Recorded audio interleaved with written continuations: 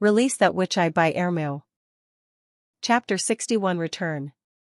Just when Roland squatted down to install the base for the new steam engine, three figures suddenly emerged out of thin air. They landed, staggering, in front of his feet and took him with them when they fell to the ground. Anna was so scared that she immediately jumped back and set up a wall of green flames to try to block the strangers. When Roland looked up, he found that one of the women was the long-awaited Nightingale. From her face, she seemed very exhausted. Her cheeks were abnormally red, so obviously she had been running in the cold and windy weather for a long time, but despite the wind, her forehead was covered with dense sweat. Nightingale lifted her head and cried with palpable anxiety. "Your Highness, please call Nana and have her come over. We need her immediately." Now, Roland noted that the woman tied to her back was very pale and had her eyes closed. She was wrapped in clothes which were dark red from the oozing blood and had a nearly cut-off arm. He immediately reacted and shouted toward his guard. "Carden, run to the medical center and fetch Nana." "Yes, Your Highness," answered the guard as he dashed away immediately. Aside from these two, there was also a young girl caught in Nightingale's armpit. She looked like she wasn't in a serious situation, and was looking around with eyes full of curiosity. "You aren't hurt, right?" Roland stepped forward to untie the woman with the injured arm from Nightingale's back. "I'm fine, Your Highness, Kiki. I'm very sorry, I couldn't bring back my sisters from the Witch Cooperation Association." Nightingale gasped for air, her voice was very weak. Apparently she had had a very long journey and had almost physically overextended herself. "Say nothing more, you need to rest first." Roland picked up the unconscious and injured woman and let Anna lead Nightingale. Like this, the 5 people returned to the castle. Nightingale had the room next to Anna's, so when they came to the castle, he immediately ordered the maids to build a fire in her room and to also deliver a vat of hot water. After Nana arrived, he first explained to her what had happened before she began to clean the wound and treat the injury while Roland stepped out of the room. As long as she wasn't dead, Nana would be able to heal every injury like they had never happened, so the problem wasn't if she could save her life. Although Nightingale had carefully tied up the arm, the blood circulation had been cut off for far too long, so he did not know if it could be saved. The following cleaning and treatment required the patient to undress, so as a gentleman, Roland consciously chose to step out. But how could it have developed into this? Asked Roland himself. Could it be that the witch camp was attacked by demonic beasts and there was no one else she was able to save? If that was true, then that would really be a great loss. Roland was nervously hovering at the door. About half an hour later, the door was pushed open and the first person who came out was the unknown girl who looked unharmed and who had come together with Nightingale. When she saw him waiting in front of the door, she nodded and said, "You're exactly the same as Nightingale had described you." Roland didn't know what to make out of this sentence. What did she say about me? A prince who would care about us witches. While answering his question, the girl lightly shut the door. Unfortunately, the news was so unbelievable that most of the witches didn't believe what she said. In fact, I also couldn't believe her, but it is exactly like my dad had always said, the world is so big, and it has all kinds of people. "My name is Lightning, Your Highness, glad to meet you." When she finished speaking, she bowed her head and laid her right hand on her left shoulder. It probably was her way to salute. However, Roland didn't think any longer about the salute. The part most people did not believe her was the important information. The Witch Cooperation Association wasn't attacked by demonic beasts. Attack? No, why would you think this? She nodded her head while thinking, but then she suddenly put her index finger on her forehead and revealed an enlightened expression. "Yes, I see. That big sister with the broken arm is Wendy. She was injured by our respected mentor Kara." Then, Lightning began to tell the story. After hearing what had happened, Roland fell silent and thought, so it was actually like this. I really have underestimated the cruel oppression the witches have to face. Now, after being accumulated over many years, the hatred between the witches and the upper nobility of the church has reached its peak. This Kara is one of the extremists. Then, Roland got the impression that the first thing the leader of the Witch Cooperation Association would do when she had the power to do it was to eradicate people with the same attitude like herself. But fortunately, Nightingale was still able to return safely. And not only that, but she even brought back 2 new witches with her to Border Town. As for the witch house, Roland thought, he would still let Carl build it. Even if they didn't need it at the moment, there was still the possibility that the number of witches would increase. So you were also a sister of the Witch Cooperation Association? Not anymore. Lightning sighed and then continued, it's the same for Wendy and Nightingale. Since we left, it is now impossible to ever go back. I'm afraid Kara won't be able to swallow her pride. Will she survive even though Nightingale pierced through her body? Roland asked disbelievingly. Probably. In the camp we have a witch called the Herb Witch, who can increase the effectiveness of herbs several times, explained Lightning, by multiplying the effect of some hemostatic grasses and turning them into a blood-replenishing medicine. Rescuing Kara's life should not be a problem, but compared to your witch who has the ability to heal, the effect is inferior. Hearing this, Roland thought, this will really be a nuisance. It seems like it wasn't enough to just worry about to the church, now I also have to look out for the witches.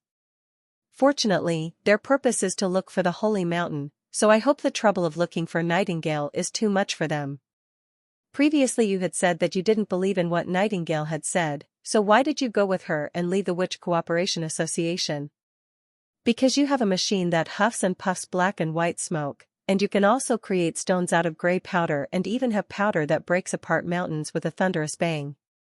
Lightning repeated the exact same words she had said to Nightingale. Maybe there wasn't a prince who was good to the witches, but she wouldn't have lied to me. It is impossible to make up such lifelike ideas, at least this was what my intuition of an explorer had told me, and just seeing the monstrosity in the yard which is capable of ejecting white gas shows me that I was right.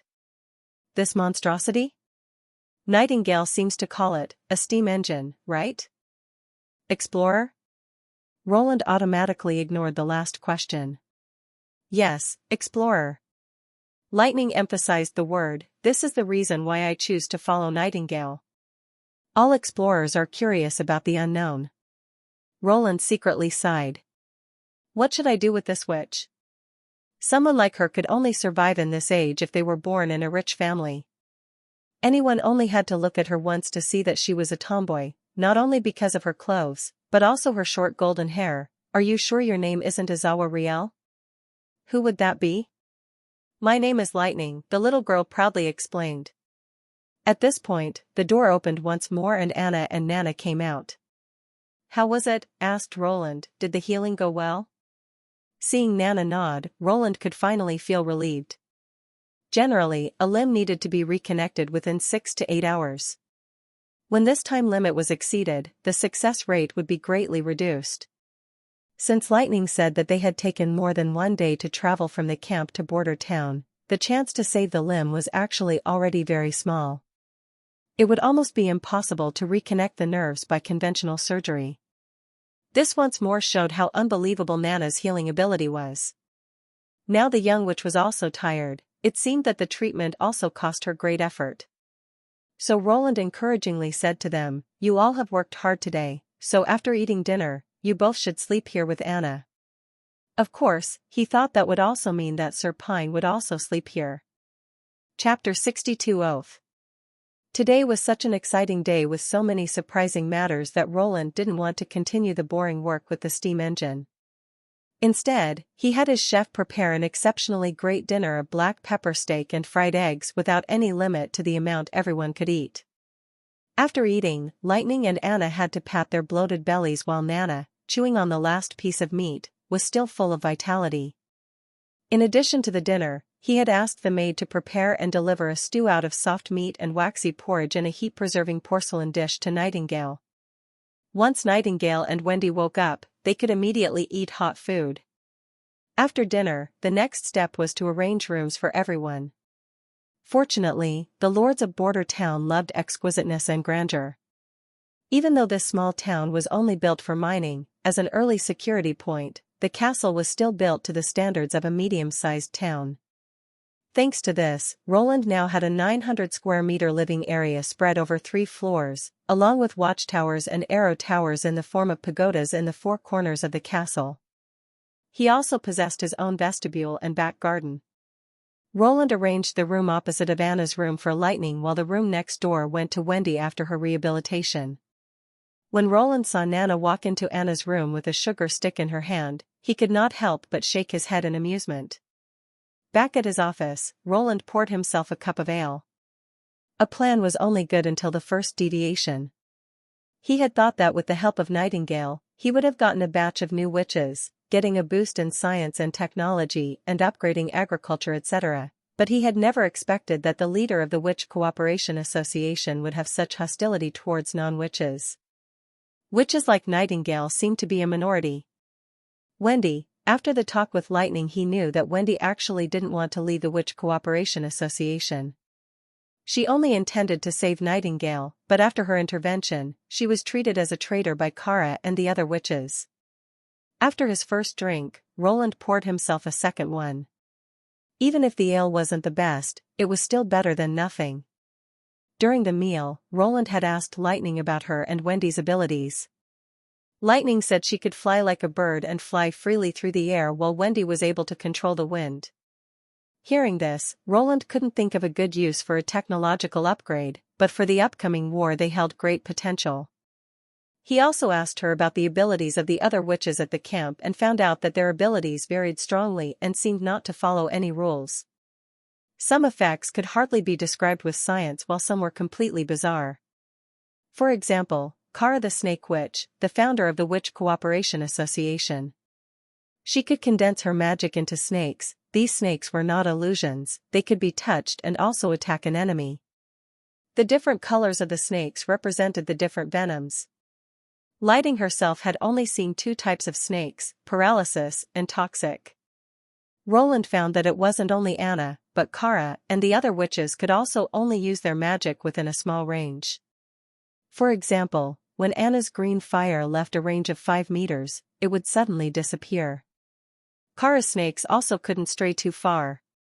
For Nightingale, it was an even shorter distance. When she wanted to influence a foreign object, she would have to leave her fog and become visible. For this reason, they were always equipped with crossbows in case they had to face the church or any other army who possessed God's Stone of Retribution. Otherwise, they could only flee in all directions. Roland worked until midnight, and the fire in the fireplace had already dimmed. When he began to sneeze, he thought it was time to sleep. When he opened the door to his bedroom, he thought that he had gone into the wrong room. It was the already familiar scene again, where a woman was already in the room, sitting on his bed. Her figure was half shrouded in darkness, her shadow reflected by the fire was only displayed in mosaic, like a mural. However, this time there was a big difference to the previous instances, namely that the woman was no longer wearing her body-hiding robes. Instead, she had replaced them with ordinary civilian clothes. Her appearance was no longer hidden from the outside world, and now everyone could directly see her appearance. Nightingale.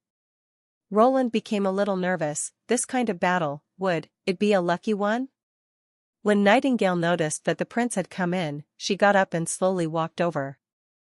Even only after half a day of rest, her face looked better than how most people would ever look.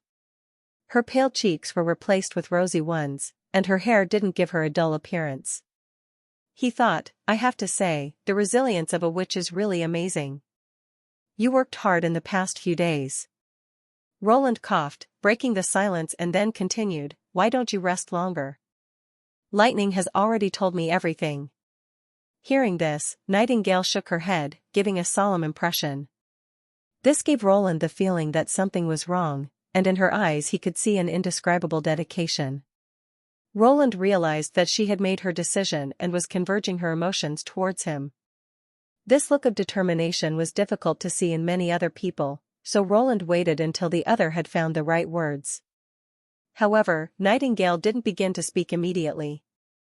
Instead, she took a deep breath, got down on one knee while holding a dagger in her hand, and slightly bowed her head. This was the etiquette for the standard night ceremony. When someone part of the aristocracy swore allegiance to a superior, they would often do it this way. Your Highness Roland Wimbledon, I, Veronica, also known as Nightingale, swear, she said in a formal tone, as long as you will be kind to the witches, I will be at your service, whether as a strong shield against the demons, or as your personal sword during the night, without any fear of regret, until the last moment of my life. Roland thought, so this is her decision after the Witch Cooperation Association became such a disappointment to her and destroyed her hope of leading the witches into a better future herself. If it went like he wanted, he would refuse her offer, since he was more accustomed to hiring or working together. If there were further ambitions and a common ideal, they could become comrades. However, he knew that sometimes it was meaningless to emphasize equality and freedom. As long as there was no suitable soil, even the best seeds would decay. As a prince, he wouldn't be able to depart from his role as a prince until he unified the kingdom. After a moment of silence, Roland acted accordingly to the court etiquette in the memories of the former prince. He took her dagger and then touched her shoulders 3 times with his own sword. I accept your allegiance. Nightingale's shoulders trembled slightly. It seemed she could finally relax. Then he stretched out his right hand, holding it in front of her. Nightingale took his fingers and delicately kissed him on the back of his hand. With this the ritual came to an end. Although the allegiance ceremony exercised by the witches was extremely nondescript, following through the whole set of actions couldn't be archived with an ordinary background. And she also called herself Veronica. Is Veronica your real name? Don't you have a last name? Roland pulled her up and asked. Yes, Your Highness. I have no intention to hide anything from you. 5 years ago, I had left the house of Guilan. Now the house and I have nothing to do with each other. Nightingale told him everything, and put down even the last barrier to her heart by telling him of her own past. She was born in Silver City, the city whose name came naturally from their rewarding silver mines. Her father was a viscount, but her mother was born as a commoner. Such marriages were not common, but the two had hit it off well. In addition, Nightingale also had a brother named Hyde. She had spent her whole childhood in Silver City, and that was the happiest period of her life. Chapter 63 Old Story. Nightingale had spent her whole childhood in Silver City, and that was the happiest period of her life. However, this wonderful time only lasted until the winter she turned 14. In that winter, refugees started a riot in Silver City. Her parents went out to distribute food but they never came back. Nightingale and her brother were sent to the home of her father's brother, another branch of the Guilan family. This was also the winter that Nightingale had awoken to her witch powers. She carefully hid her abilities, but in the end she was still discovered by Mr. Guilan, who immediately separated Nightingale from her brother and used her brother's life to threaten her into doing his biddings, so Nightingale had no choice. Mr. Guilan sent her to the Thieves' Guild and made her undergo their training.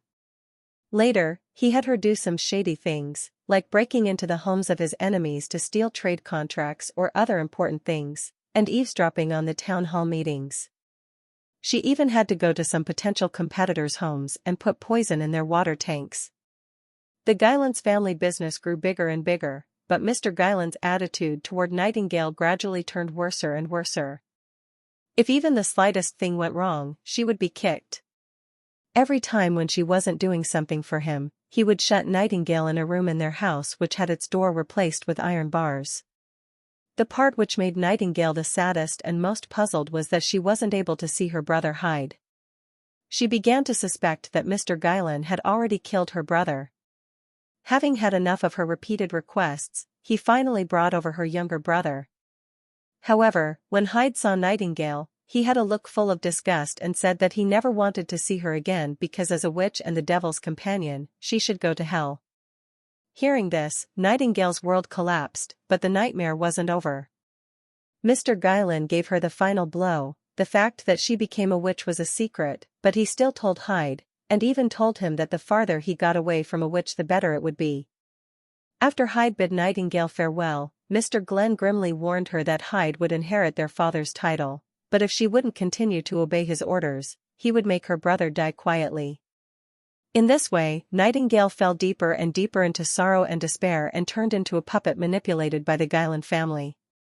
On her coming-of-age day, she had to complete a task for the family and was on the way home when she met Wendy. Or, more precisely, Wendy found her. Wendy told Nightingale everything about the Witch Cooperation Association, and told her that there were many people who had gone through similar experiences like Nightingale's, but these sisters had not given up. Hearing this, Nightingale's shattered heart suddenly ignited with a new spark of life. She didn't need much time to change from confusion to determination. 1 week after her coming-of-age day, she had already overcome the torture, forcing her magic to undergo great changes. Her fog no longer hid only her figure, but also kept the iron bars from holding her back.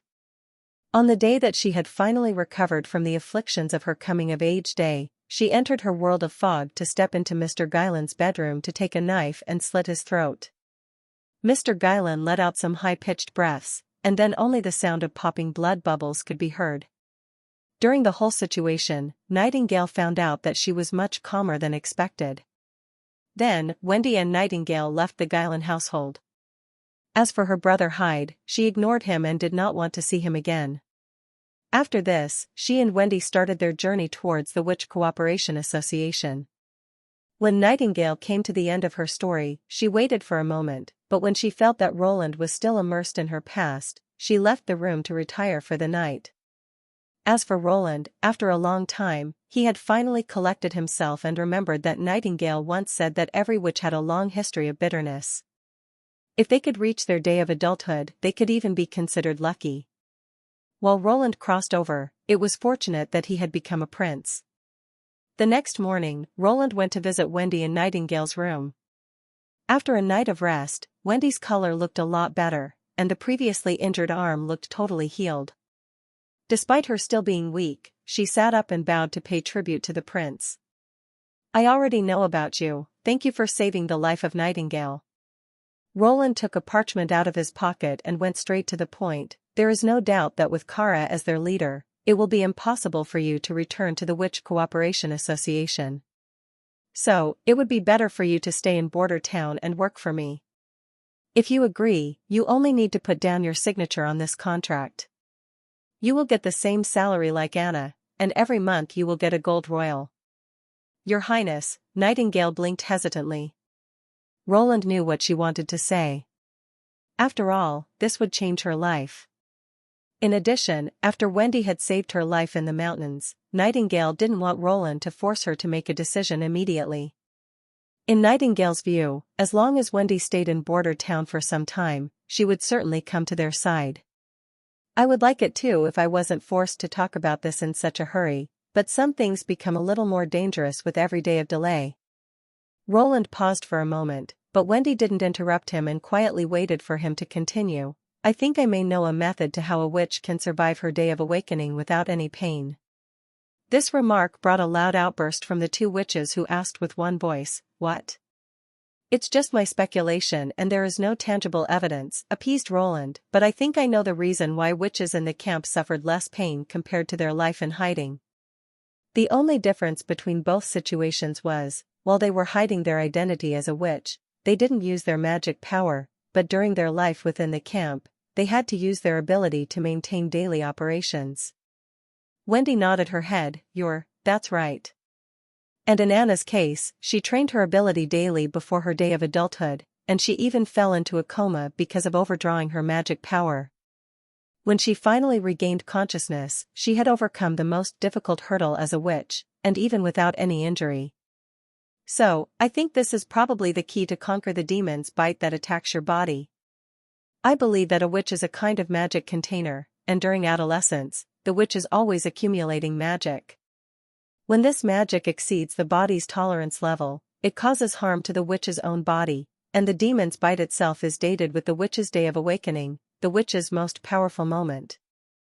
So if a witch can continually release her magic, constantly keeping her magic on a safe level, maybe the torture the witch would have to go through during the day of awakening would be greatly reduced, or even completely disappear. Roland paused for a moment to let them think, and then he said, "As the Lord of Border Town, I can offer your witches a safe place to use their magic. No one will arrest, send you to a trial, or even put you to death for using it. If my guess is correct, then there is no doubt that Border Town will be the end of your long pursuit of the Holy Mountain. A witch was taught from the beginning that her dangerous capability was given by the devil. After endless suffering, the witch would feel that it wasn't her own strength but instead that her power was a curse, starting a vicious circle. The more the witch didn't want to use her magic, the stronger the bite would be. Directly after the crossing, Roland's attitude towards this force was the completely opposite. After going through the memories of the old fourth prince and ruling out the existence of a god, he had simply seen the magic as a kind of energy, an energy which was controlled by their own willpower. Wendy was silent for a long time, but then she asked, "When I sign the contract and agree to work for you, then I want to know first, what will I need to do for you?" During the past few centuries, because of their unique abilities, some witches were bought by a few ambitious people and were secretly imprisoned, used as consumable tools. Although the church would look for and punish such behavior, it was still difficult to ban. In addition, they used to be ruthless towards the witches. Once they had lost their value, their fates could be described as a spectacle too horrible to endure. Of course, Roland had also heard of these cases, but he took a fancy to the long-term interests and believed that this was a win-win situation for everyone. So, he smiled and replied, "The first thing you need to do is practice your ability repeatedly until you fully grasp it, just like Anna." Chapter 64 Curiosity. 3 days later, in the castle back garden.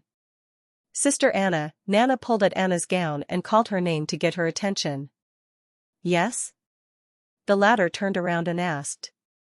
"What do you think about Sister Nightingale? Don't you think she has been behaving a little weirdly?" "Weirdly?"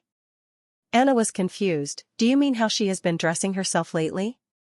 Nightingale stood at Roland's side, just like the many times before, but this time she was not wearing her usual gown with the strange pattern. Instead, she was now dressed like Anna and wore the strange clothing His Highness had invented. Although Anna did not want to admit it, the new attire accentuated Nightingale's tall figure, her shapely legs, slim waist, as well as her long curly hair most vividly. Together with her cloak and pointed hat, anyone would let their gaze roam all over her body. "I wasn't talking about her clothes," Nana muttered. "Don't you think that her tone of voice when speaking with His Highness and the expression in her eyes when she looks at him have become different compared to before?" "Have they?" Nana didn't know what to say, but then she gave up. "Well, Sister Anna, later when it's too late, don't come to me and say that I didn't warn you." Unable to make head or tail of it, Anna shook her head and ignored Nana, focusing on the two new witches' bodies instead. The first one she looked at was named Lightning. Her general size was the same as Nana's, but she wore particularly unusual clothes. When Anna roughly counted, she discovered that Lightning had at least 12 seamed pockets on her piece of rag-like coat. As for the other witch Wendy, she didn't wear the same body-concealing clothes Nightingale wore before, but on her ordinary and casual women's clothes she had the exact same pattern that Nightingale's previous clothes had printed on them. However, she had something that didn't sit right with Anna. The other one's chest was too grand. "Since you both have agreed to sign the contract, we can now start with your training for the first time." Roland was finally at ease and started the training of his two new witches, issuing instructions.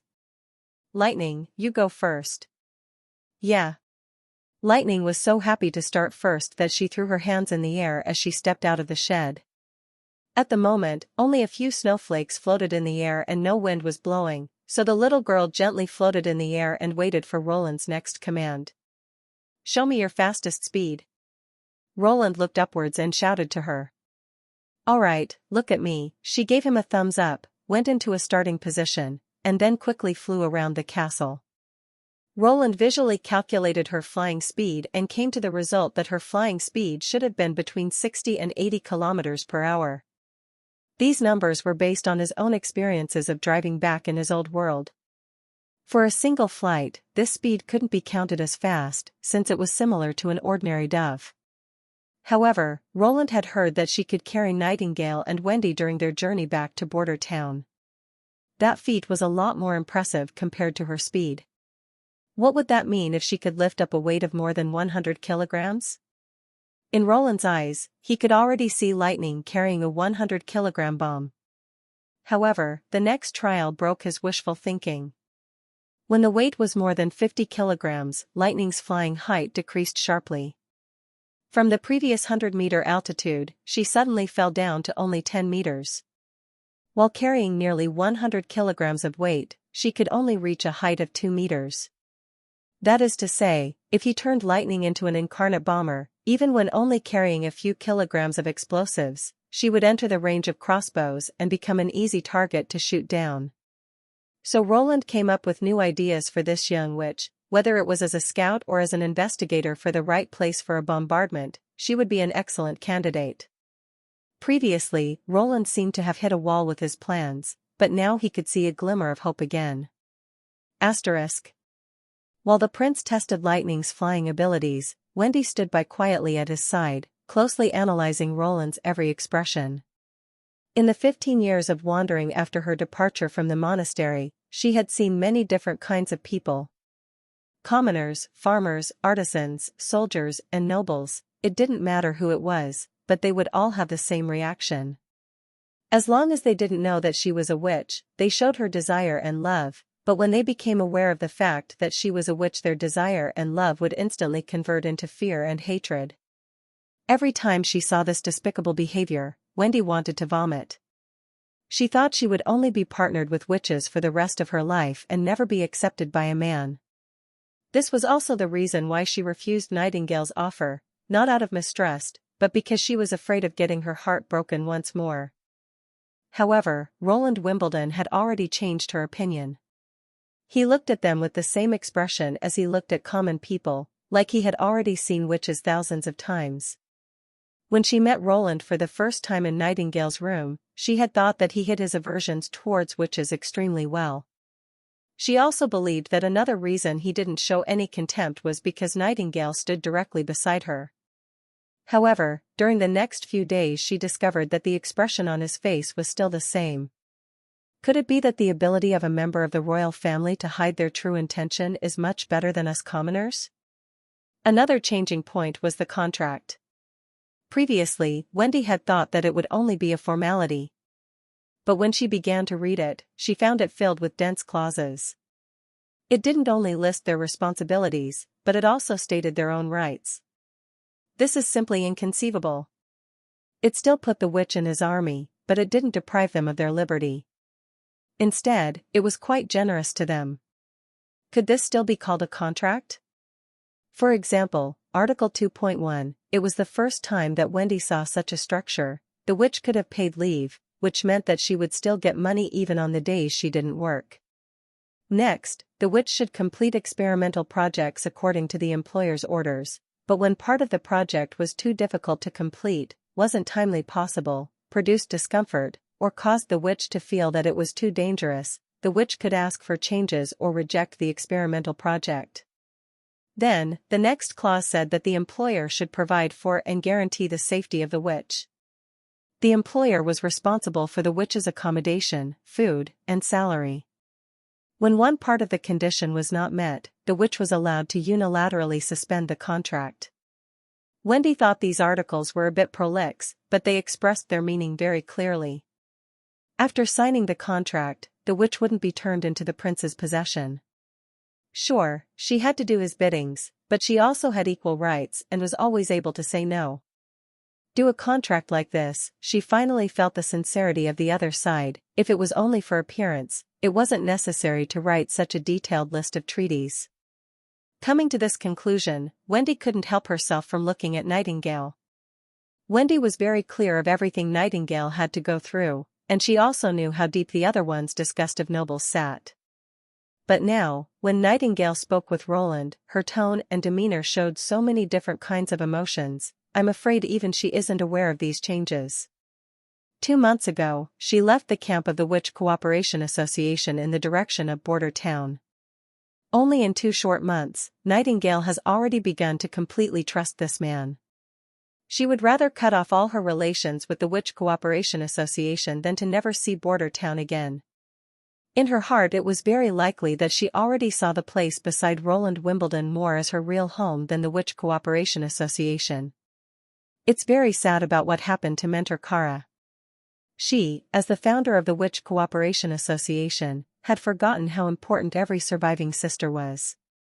Wendy knew that there was no way she could ever go back. Since fate had brought her to this place, why shouldn't she believe in the choice Nightingale had made? Just the same, like she always believed in the choices I made. Wendy? Ah, with this shout, Wendy was brought back out of her daydreams, only to discover that Lightning had already finished her tests and that now everyone was waiting for her. Giving everyone an apologetic smile, she walked out of the shed. You have already made your decision, so now you have to go through with it. Plus, you cannot lose to the younger generation, right? But at this moment, the horn call could be heard from the west again. The sound echoed in the mountains, breaking the tranquility of the town. Chapter 65 Ominous Sign. There had already been several instances before when the horn was blown. Each time, several dozens of demonic beasts had attacked, mostly one after another, but every time the skilled militia had been able to push them back. So when Roland heard the sound of the horn once more, he did not panic. He calmly suspended the training and sent Wendy and Lightning back to the castle to rest. He also ordered Anna to protect Nana, who would go to the medical center to wait for the arrival of wounded soldiers. Roland himself rushed to the walls with Nightingale. Unexpectedly, when Lightning heard Roland's orders, she began to protest, though I'm already such an experienced explorer of the western border of the continent, I have yet to witness a large-scale attack by demonic beasts. If I don't grasp this chance, I'm not worthy to call myself an explorer any longer. So, I plead you, Your Highness, let me travel together with you. Roland did not hesitate for the slightest moment to reject the young witch's plea and told Wendy to make sure that Lightning would behave. After all, they weren't allowed to lose any time when a horde of demonic beasts attacked. Then, he looked at Nightingale and asked her if she was ready to go. She nodded, took hold of Roland's hand, and took him into the fog with herself, moving straight in the direction of the wall. Once he knew that Nightingale could bring any other object she was in contact with along with her into the fog, Roland immediately became hooked to this kind of travel. In the fog, they could travel straight through obstacles and ignore terrain. They were able to cross several meters with one step, so this kind of traveling was very enjoyable. When they arrived at the foot of the wall, Roland found a corner where no one could see him and stepped out of the fog to walk to the outlook alone. Looking into the distant wilderness, he could only see a world of white instead of the expected grand demonic beast invasion. Was this a false alarm? He could also feel the confusion coming from the direction of the militia, who had already taken their defense positions. When the prince finally found Iron Axe, Roland saw that he had a serious expression while staring into the distance with his hands tightly grasping the horn. When Roland arrived next to him, Roland immediately asked, "Did you sound the alarm?" "Yes, Your Highness, you see." Iron Axe's voice was much drier than usual. "That guy came." "That guy?" Roland looked carefully in the direction Iron Axe pointed at. There in the far distance, he could make out a faint black spot that was nearly invisible even in front of a pure white background, very difficult to be spotted. The rule was that only if it was determined that the patrol couldn't resolve the problem, they were allowed to sound the horn. Knowing this, Iron Axe as a seasoned hunter must have had his reasons. "That is a hybrid species," Iron Axe had to swallow and calm himself before continuing. "The last time I encountered this bird was 6 years ago." "Is it really a hybrid species?" Roland frowned. Theoretically, evil beasts would attack Longsong's stronghold until the point that all of them had died, possessing no intelligence. The beasts had no concept of retreat in their minds. The defense of the Longsong stronghold had never been broken, but this hybrid beast not only survived, but was even able to live after 6 years? Thinking about what this could mean, Roland could detect a faint feeling of foreboding within his heart. However, the demonic beast was so far away that Roland could only vaguely see a black spot while Iron Axe was able to clearly distinguish the type of demonic beast. Iron Axe's vision had to be really amazing. Perhaps he had misinterpreted it, the prince thought hopefully. The demonic beast didn't make Roland wait too long. It soon began to move closer to the walls, allowing everyone to notice its unique body. It didn't have the large body like the previous hybrid beasts had, but instead, it looked like an enlarged version of a cat at first glance. However, on its back, it had a pair of wings that covered its body on both sides when they weren't spread out. Its head looked like that of a lion, but with an extra pair of eyes. If the extra eyes it had weren't for decoration, then it wouldn't need to turn its head to see every movement made in the area at its rear. Carter and several hunters had loaded their flintlocks and were prepared to take the challenge. However, the lion hybrid didn't attack straight away, but instead stopped outside of the crossbow firing range, carefully taking in everything. The distance it stopped at was within the effective range of their flintlocks, but the probability that the first salve would hit was almost zero. Not long after it stopped, it suddenly leaped towards the left side, spread its wings, and took off with its huge body. As Iron Axe had previously said, it could fly or glide a short distance. After it crossed over the barriers, the hybrid demonic beast quickly flew towards the western end of the walls, attacking the unguarded area of the wall. Seeing all this, Roland's heart madly began to thump. It felt like a nightmare come true. It had observed its enemy and judged their strength, detected and attacked their weakness, proving that it possessed high intelligence, which was previously the weakness of demonic beasts. They occasionally attacked the weakness of their prey, but that was an instinct honed by many generations over thousands of years. When facing an unknown opponent, they would not judge or even more, attack their target after long analysis. What did having intelligence mean?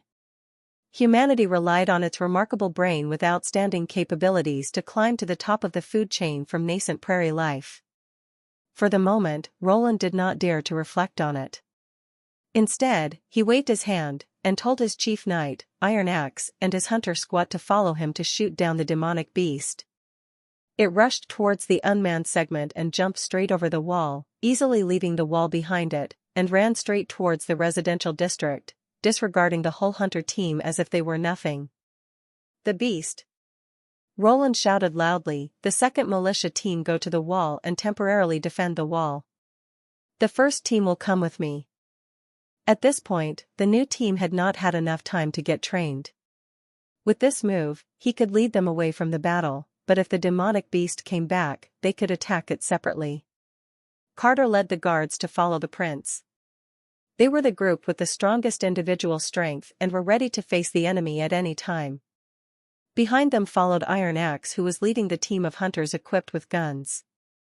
After entering the old areas, they couldn't see very far since their view was blocked by the houses. With narrow roads covered by snow, they had to be careful and limit their actions. Hoping to find traces of the demonic beast, Roland was afraid that there was no other possibility than to disperse his team into many small ones and let them walk through the streets. He regretted that he didn't let lightning follow them. If he had a witch who could investigate the situation from the air, he wouldn't need to split his team and send them into every direction.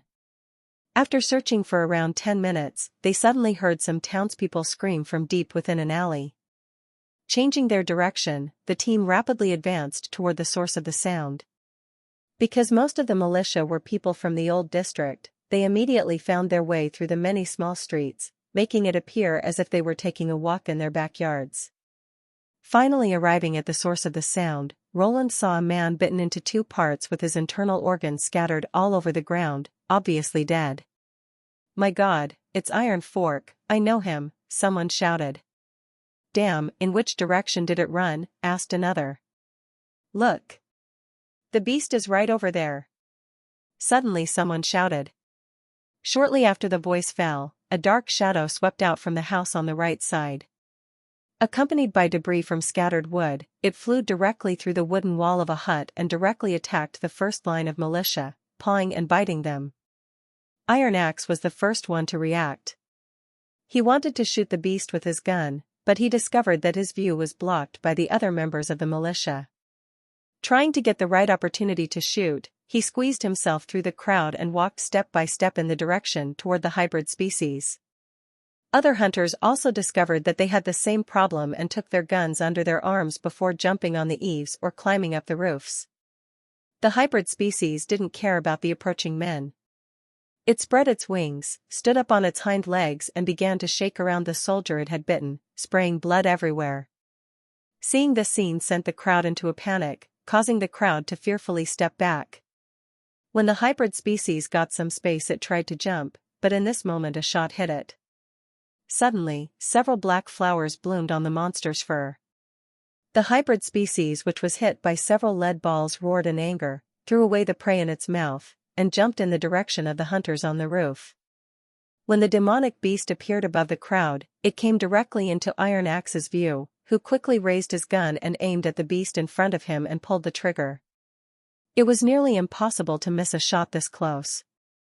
It was even so close that the gunpowder entered the nose of the demonic beast. The velocity of the bullet wasn't reduced as it went straight through the target's eyes and penetrated its brain. The body of the demonic beast became stiff and suddenly fell towards the ground. Chapter 66, Battle of Hermes Part 1. As the freezing cold rain fell, it diluted the smell of blood that covered the whole of New Holy City. While in these inhuman conditions, Alicia was fighting for her life by swinging her great sword while violently panting. It wasn't her first time participating in the battle to defend Hermes, but she had never thought that there would come a day when the New Holy City could fall. The walls were completely destroyed. In her whole life, Alicia had never seen such a horrible monster. A huge worm-like hybrid beast came out of the ground and pressed its body close to the glacier cliff, drilling its bone claws into the cliff and climbing up the wall step by step. Even when it had reached the top, its lower body still hadn't left the ground completely. If it had only a huge body, it wouldn't have been such a disaster, but none of them could expect what had happened next. When the huge hybrid species opened its mouth, a horde of demonic beasts rushed out and turned the wall into hell within seconds. Originally, it could still be said that everyone in her team was calm and prepared, but when the demonic beasts attacked, everything was broken and turned into disorder. During the chaos, Alicia was separated from her squad, so she could only helplessly watch as one of her comrades was swallowed by a demonic beast. Warm human blood and black monster blood mixed together and flowed along the grooves on the stone-paved floor. When the horn gave the signal to retreat, Holy City's mangonels began to fire, dropping granite blocks the size of half a person from the sky, totally disregarding that many defenders were still fighting on the city walls. Alicia could still clearly remember the image when her captain was hit on the side of his head by a stone. When she got up from the floor and was finally able to look at him, she saw that he was embedded into the stone floor together with his armor. Folded together like a parchment, his intestines were dripping out of his opened abdomen, and his hot blood pooled into small puddles. Alicia thought, if I hadn't thrown myself onto the ground at the last second when I discovered the stone, I'm afraid I would have ended up just like him. As for how she exactly archived to stay alive and return from the walls, Alicia wasn't able to clearly remember it. She was only surrounded by yelling and cursing, everyone was frantically waving their arms, trying to defend themselves, but in the end, who they were hitting was unknown and it didn't matter if they hit a demonic beast or one of their own. From her own team, which started with 100 soldiers, only 12 survived, including herself. What to do next, Captain? Captain Alicia. Since Alicia had survived, she was to take over the post of captain, as per the military regulations. If the captain was killed during the battle, the vice-captain would take over the post of captain and lead the team to continue the war. To clear her head, Alicia bit her lips until an iron taste filled her mouth. Then she finally decided, we will go to the North Gate.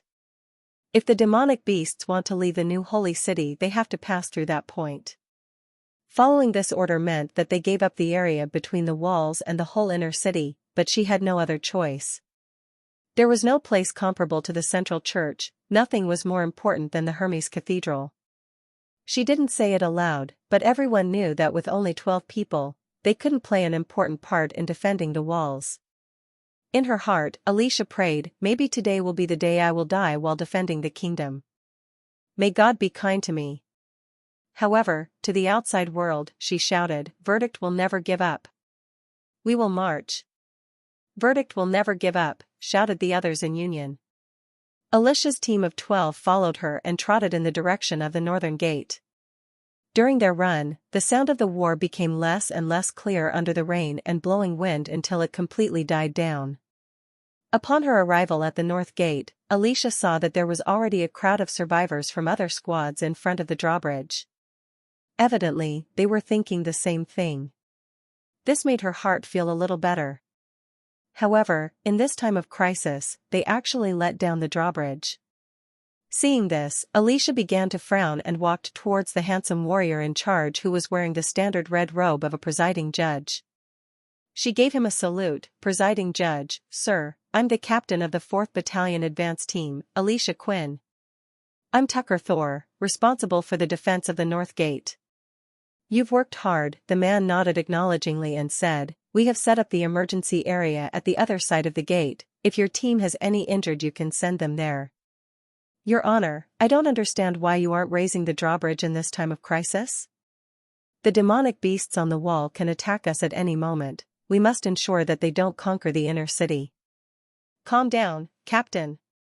I know that you and your team are not afraid to sacrifice yourself for the greater cause, but that sacrifice would now be meaningless. We are still far from the church's point of no return." He tried to calm Alicia down, and wiped the rain from his brow, then continued, "We have to work together. If you run out of pills to expel the cold, remember to ask the quartermaster for more." When the presiding judge reminded her, Alicia finally recognized that she was totally frozen. After she left the heat of the battlefield behind her, the cold rain and the sweat on her body mixed together, almost turning her into an ice puppet. Facing the forever blowing ice-cold wind, she couldn't suppress her body from shivering any longer. She grasped into her sheepskin vest pocket to pull out a bag whose contents she then dumped into her hand, only to find a viscous liquid flow out. It seemed that she had accidentally damaged the pills during the battle. Finding nothing valuable, she sighed, raised her head disappointed, only to discover a new cold-expelling pill in front of her. "Take and eat it," Tucker Thor said while reassuringly smiling at her. "When the moment comes again I may ask you for the favor to be returned." Alicia didn't try to be polite, she immediately took the pill and swallowed it. "Maybe we won't have a next time where we need this kind of stuff." "Yes, well, that would also be alright," Tucker actually nodded in approval. "If I have to choose I would choose death instead of eating the pill." Just when his voice fell, a strong smell of fish washed up from Alicia's stomach. Even the stomach-churning smell of death in the city didn't have such a disgusting taste. She didn't feel like she had eaten a pill. Instead, she thought she had eaten a mixture of flesh and blood, releasing an unbearable tingling feeling from her abdomen into her body. However, the chill faded suddenly, followed by a hot flow of blood through her whole body. Alicia's body temperature was slowly restored to her normal temperature so that the already frozen sweat began to fall down. Her head also began to release water vapor, and then finally she could feel her numb toes again. "But we won't die today." Seeing her eat the pill, the presiding judge waved his hand. "At the moment, the God's army of punishment is rushing over from the cathedral. When they arrive here, the demonic beasts won't be able to pass the North Gate. Take your people and send them to the assembly, and also remember to let them check if they still have their pills so that they don't end like you and discover that their pills were destroyed when they needed it the most. The God's army of punishment is the strongest elite arm in the church." Alicia had already heard of them long before, but she had never witnessed them fight. But, even if the God's army of punishment was as powerful as the rumor said, they were still humans, right? With a human body alone, no matter how hard they trained, they couldn't easily beat a crowd of mixed species. But since the presiding judge said so, she had no way out from sending her 11 survivors to the North Gate, close to the western side of the assembly. Hundreds of troops had been gathered here after their retreat. They were standing in groups of 2 or 3 in the cold rain, disregarding the cold water that was flowing down their cheeks. Some of them even sat on the ground with a listless look on their faces. Only a small number of people had lined up a neat row, waiting for the enemy to arrive at any possible time. If it were still some days ago, Alicia would certainly have stood up and scolded them, but now, she was at a loss. In order to establish this new holy city, countless people were buried here. It could even be said that each brick was built with the blood of believers and people sent by the military trial. The bishop had often said that Hermes was built on holy ground, the capital of the kingdom of God. Today, however, the kingdom of God seemed to be falling by the hands of the demonic beasts. "The demonic beasts are coming," someone suddenly shouted. "Take your positions to meet the enemy." Alicia shouted loudly to raise the spirits of the soldiers, lifted her sword, and gazed at the fast-approaching horde. For Hermes. For the new holy city. Chapter 67 Battle of Hermes, Part 2. The expected final battle didn't happen. A soldier went to a woman standing in the front line and pressed against her sword to keep her back. Stand back. His voice wasn't loud, but it was still clear and strong. Alicia noticed that even after the intervention of this unknown person, her side was still holding their positions. Looking closer, she could see eye on the man's sleeve, and under it was written God's Army of Punishment. She tilted her head, and not far from them a team of tall warriors rushed out of the north gate. They were all dressed in the same whole-body armor, which had a silver sheen under the rain, and their red cloaks waved in the wind.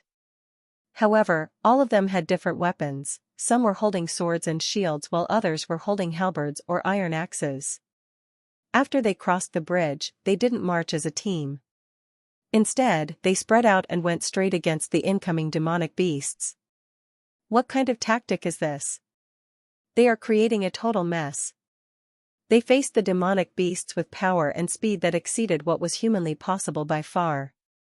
Do they want to fight the demonic beasts completely alone and without any order? Moreover, how could we let the God's Army of Punishment fight alone against the demonic beasts? We have to support them.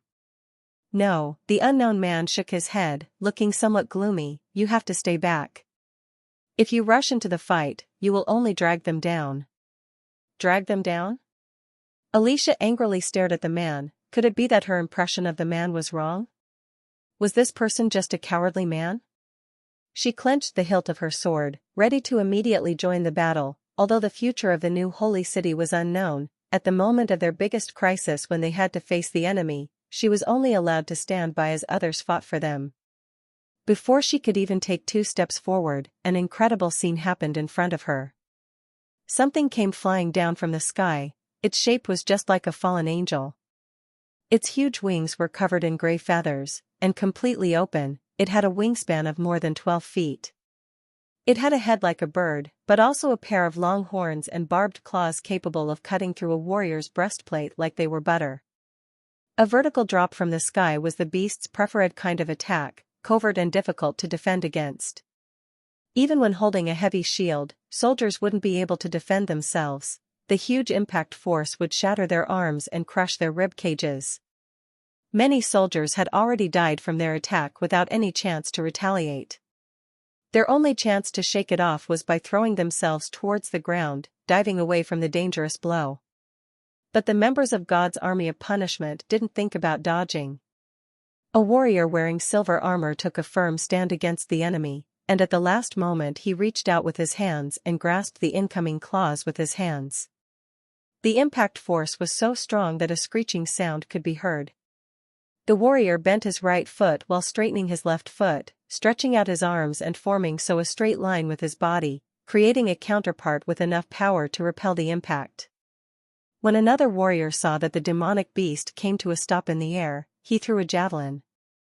The javelin was so fast that Alicia could only see a silver flash. It precisely went through the beast's head, directly shattering it at the moment of impact. The warrior who was still holding the beast's claws threw the twitching body away. His arms were abnormally bent. It seemed that the bones in his arms had been broken. Apparently, he hadn't survived the impact without any injuries, but he calmly took his iron axe and began to kill demonic beasts again. They were only relying on manpower to withstand this herd of monsters.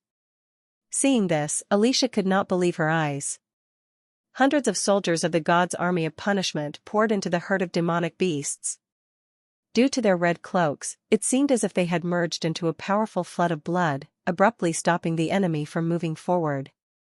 She now understood what the soldier meant when he said they would drag them down. These warriors seemed to have the ability of 10 men. Each of them had the strength, agility, and reaction time comparable to that of a demonic beast. No, they seemed to be even stronger. In front of them, ordinary demonic beasts seemed to be almost like little children. They are too much. Alicia could feel joy from the bottom of her heart. With such a strong group of warriors, Hermes Cathedral would never fall. Ah, yes, I never asked you for your name. My name is Alicia Quinn, and what is your name, Captain?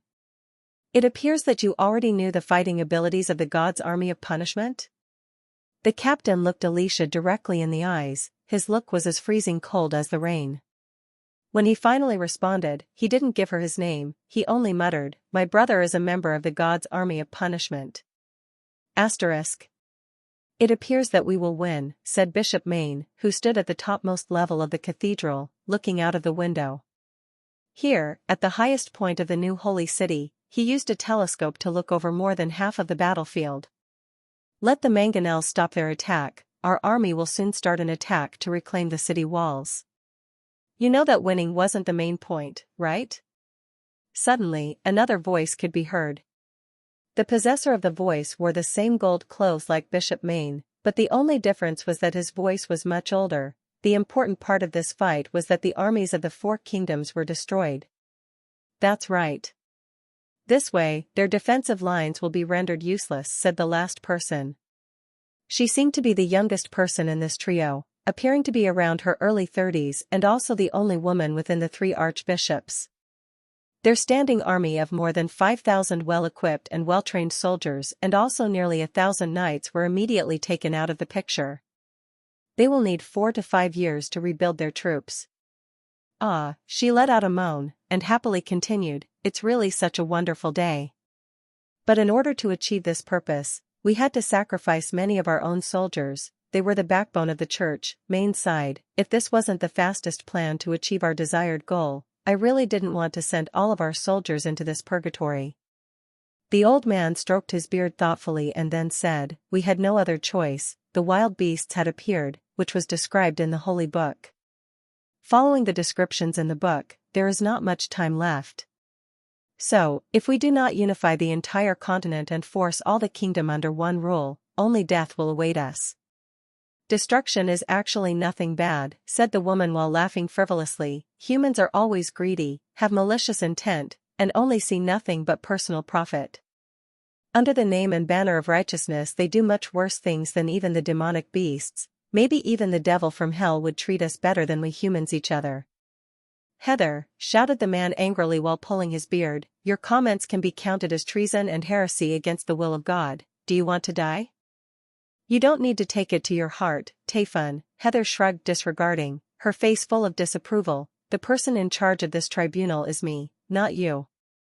Besides, do you really think that it's important to God whether we survive or not? How do you know that he is more caring than the devil?" "You." "Enough. Tayfun." "Heather," shouted Mayne in displeasure, "that is enough for today. I need to report to the Pope. You both will go now and complete the mission." After they left, Mayne stood in front of the window overlooking the north, with the mountain of despair in the background, and never-ending snow-covered winterland, and in the west, laid the barbarian territory. There laid the beginning of everything. He knew that Bishop Tayfun was right, the soldiers in the God's army of punishment were too precious. To join, one not only needed to be faithful but also a strong willpower to survive the transformation afterwards. After nearly a century of accumulation, the church was only able to save 1,000 soldiers. If they wanted to fight the demons, this number was not enough. But the north could only support so many warriors. If they wanted more warriors, they had no other choice than to unify the continent. Of course, Bishop Heather was also correct. She served as the church's judge, holding trials for thousands of witches. Whether they were good or bad witches, they were all gathered and killed with the most savage methods. The higher your position was within the church, the more you could clearly feel, God wasn't good but he also wasn't bad. How do you know that he cares more for us than the devil? When he thought about Heather's words, Mayne couldn't help himself from laughing out aloud. I am afraid that only she has the talent to annoy Tayfun until he has nothing left to say. God didn't bless the world, nor did he show concern and care for the devil. God will only love the winning party. Chapter 68 Funeral. The funeral was held within an area south of Border Town, on the edge of the wasteland. To call it a wasteland wasn't correct. Vanner didn't know when, but one day someone had built a small stone fence around this area. Since then, no one showed any interest in the piece of land. The wall was covered with thick snow, and when observed from afar it looked like it laid under a coat of silver. Although the wall wasn't high, it was easy to step over it. Whenever Vanner saw this wall, he couldn't help himself from thinking about the city wall. They both had the same color and shape.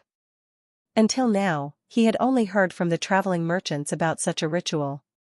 When an important member of the aristocracy or royal family died, the deceased's family would go to the cemetery together.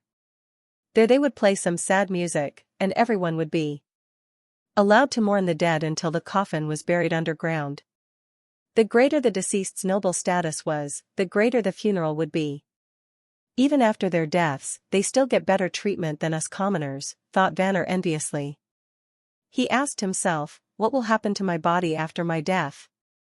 Will they just dig a hole at the edge of the forest and throw me into it? Also, no one knows when the months of the demons will end, so there will be no guarantee that no demonic beast will come and dig out my body to eat it. To the people of Border Town, death wasn't something unknown. In particular, each winter when they were forced to live in Longsong Stronghold as refugees and live in shacks, many of them died of hunger and cold or died of diseases and injuries. That was already the norm. Nobody had the time and power to grieve for the deceased. The question of where to get the next piece of bread to eat was much more important. But today, His Highness actually wanted to hold a funeral for a soldier. I heard he unfortunately fell during the pursuit of the mixed species. His head was bitten off along with half of his body. Vanner knew this unlucky guy. He could be considered as one of the known faces of the old district. No one knew his real name, everyone just called him Ollie. Vanner knew that Ollie left behind a wife and 2 children. The older one was around 6 and the younger one had just learned to walk. Under normal circumstances, the family would be finished now. The widow could still find a new man to live with, but what man would also take in the 2 stepchildren? Because of this, many children were thrown on the street to let them fend for themselves. Most of these children would then go to a bar to attract customers and sell their flesh and die from strange diseases in the end. But His Highness really seems intent on honoring the promises he gave during the militia recruitment. When a soldier falls during the war, his family wouldn't only get his full payment, but also extra compensation. What had His Highness called it? Vanner had to think for a moment. Yes, he had called it a pension. And the money his wife gets is actually 5 gold royals. In addition, His Highness will provide them with enough food and charcoal every month, which means that even if his wife doesn't go to work, she will have enough to care for herself and her children. Well, it could be that these are only empty promises, but at least the gold royals are real. He had seen how His Highness had given the money to the chief knight, who later gave the money to Ollie's wife. Hell, could it be that I'm a little envious of Ollie? No. Vanner shook his head again and again, trying to expel this stupid thought. With my talent I don't have to sell myself so cheaply to care for my wife. After all, it is most likely that she will become someone else's wife then. After giving out the money, His Highness gave a short but captivating speech. In particular, the phrase, while protecting his loved ones and the innocent, we will always remember him, made the blood burn hotter within him.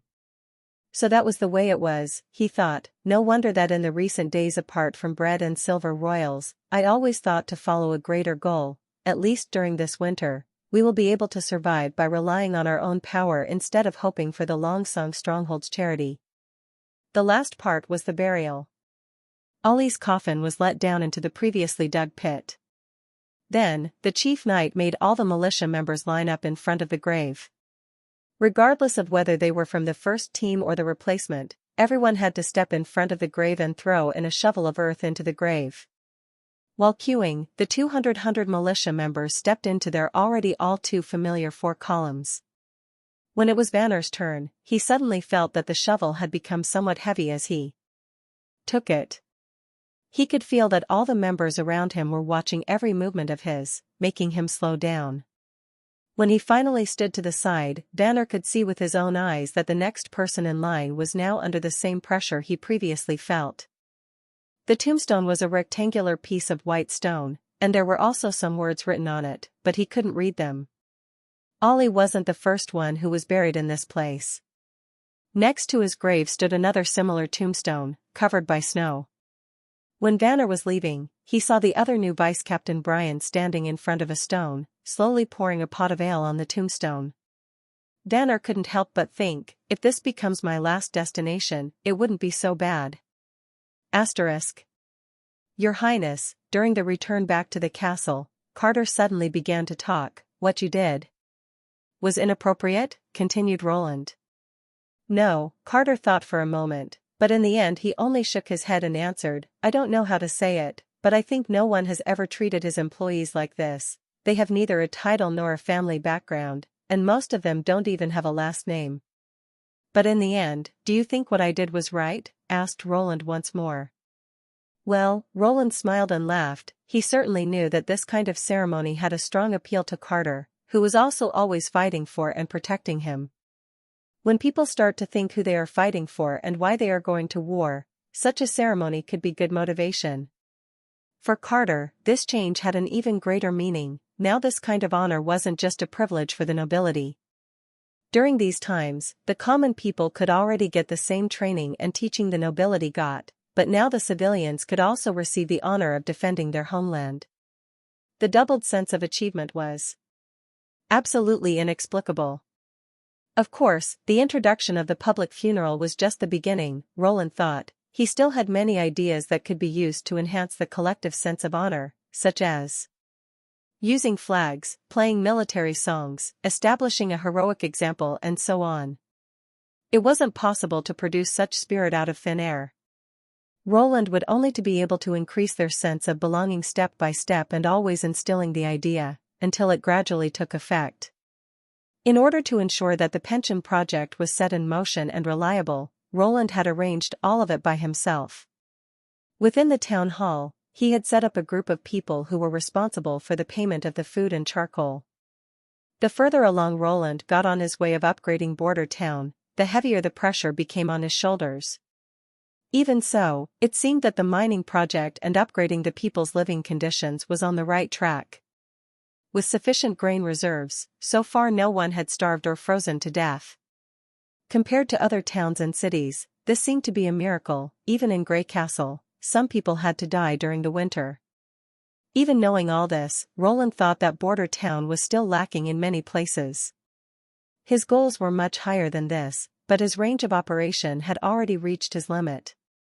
His assistant minister Barev and his more than a dozen apprentices who he had brought with him were now controlling all the financial and administrative management of Border Town.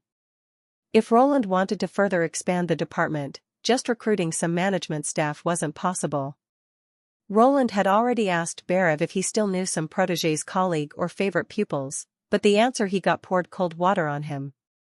Even if I knew some, they wouldn't want to come. After all, Your Highness should know what kind of reputation you have, right? Well, that sounds kind of reasonable, but it was really depressing.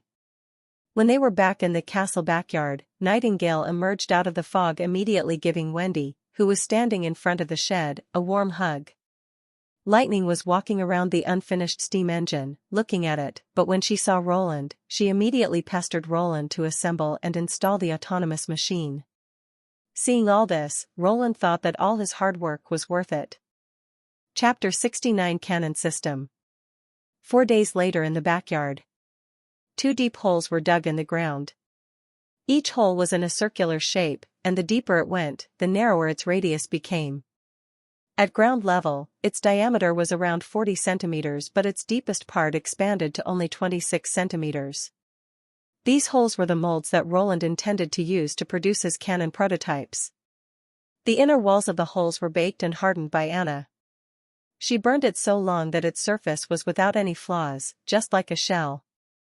She began to harden the shell at the bottom and took all the air bubbles and scum with her as she moved upwards. During history, there were several sizes of cannons. Roland roughly remembered that the so-called 6-pound and 8-pound cannons got their name from the weight of their shells. Roland's first step for producing a cannon was to produce several 12-pound balls, and then calculate their sizes according to the diameter and the wall thickness of the cannon's shell.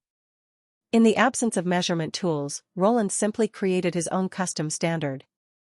He took an iron rod and separated it into many small parts with the width of the smallest phalanx of his ring finger, hoping to come close to 1 centimeter. After that, he created many copies of the iron rods. The diameter of a 12-pound iron ball, when measured with the new iron ruler, was around 12 centimeters. Because of this, the thinnest wall of the shell had to be 4 centimeters, and the rear end, which was used as the detonation chamber, would need to be 7 centimeters thick to prevent self-explosion.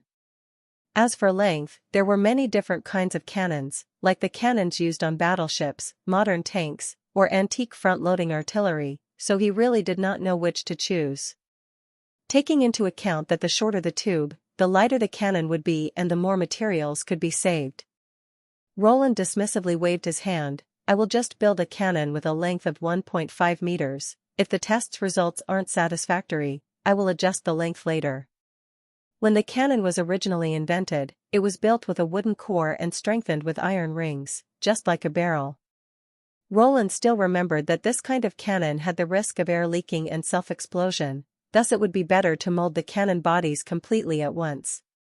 When drilling out the cannon with a steam engine, there was no difference in producing a 6-pound cannon or a 12-pound cannon. The so-called caliber was just a concept to differentiate between their sizes. If the muzzle was bigger, it became a 12-pounder. Everything beyond that couldn't be used as field artillery. But the exact weight of the shells or the cannon balls wasn't important as long as they shoot in a straight line. After all, he was only getting ideas from history and not replicating it. Roland took a deep breath, then he gave Anna the signal to start now. The latter nodded her head, took a steel ingot, and placed it over the hole. Under the power of her green flame, the ingot quickly turned red and began to melt, forming a small waterfall out of molten iron which flowed into the hole. The molten iron glowed red-orange and became so bright that it was hard to look at. In order to protect Anna's eyes, Roland specially set up a support frame at the edge of the hole. She just had to take a good position first and then she could lean against the support frame to produce the cannon without looking into the hole. The ingots were normally only used up slowly. After all, Anna alone couldn't start the era of hot steel, but producing a small batch wasn't a big problem. The most difficult problem to solve was to hold the temperature at the same level, but with Anna's help he was able to produce a small batch of excellent quality steel. This was also the reason why Roland dared to produce a cannon of the size of 5 meters. Compared to the cannons produced out of bronze or iron, the cannon made out of steel was clearly much stronger. Even if Roland built the cannon in the wrong size, the probability that it would self-explode was much smaller. The amount of molten steel was continuing to rise within the hole, but the numbers of ingots were also becoming less and less. Seeing this, Roland couldn't help himself but feel some heartache. In the end, he only could wait until the time when he would be able to build some blast furnaces on his territory. The number of steel and iron ingots a noble could produce was one of the criteria used to measure strength and power during this time. When the 2 molds were filled, Anna's cheeks were bright red because of her effort. So, Roland took out his handkerchief and gently wiped the sweat from her nose away. Unable to accept this embarrassing care, Anna showed some resistance at the beginning, but after a few seconds she obediently closed her eyes and let Roland take care of her.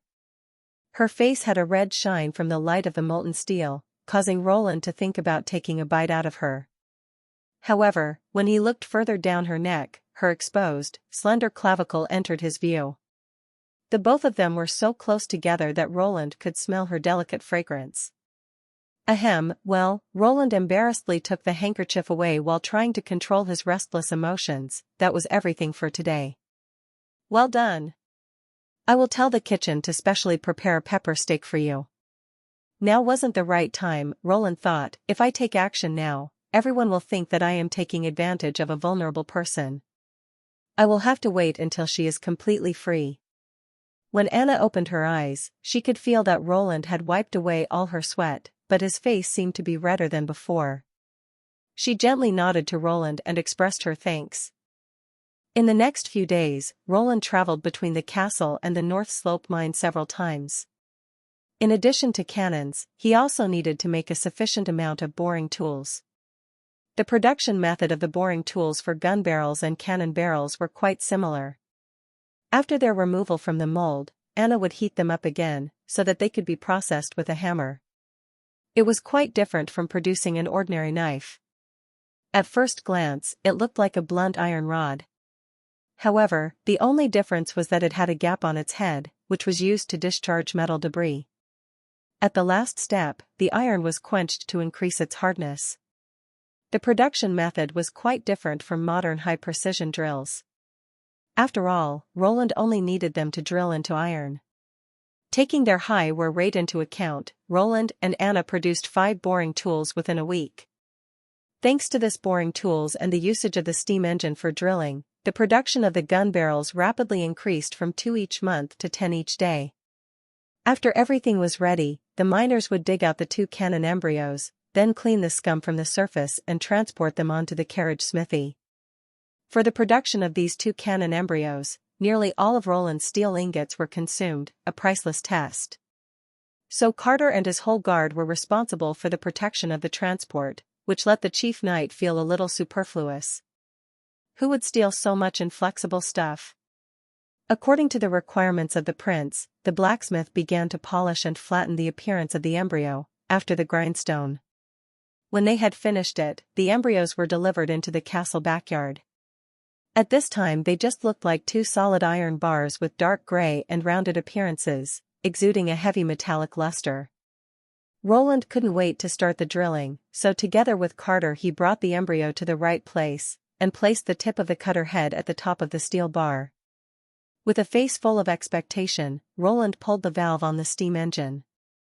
The boring tool slowly began to operate, but not much later it was already running at a steady speed. "Begin," the prince loudly shouted. Hearing this, the chief knight pushed the sliding base down so that the boring tool came in contact with the embryo. When the tip of the boring tool came into contact with the embryo, a harsh noise which even overshadowed the noise of the steam engine could be heard. As lubricant they used lard, which was packed into the drilling, coming out of the wire as black foam. The onlooking witches withdrew from the wooden shed, and only Lightning insisted on staying. It seemed to her that looking at this machine was much more beautiful than any landscape. Chapter 70 Spy, Part 1.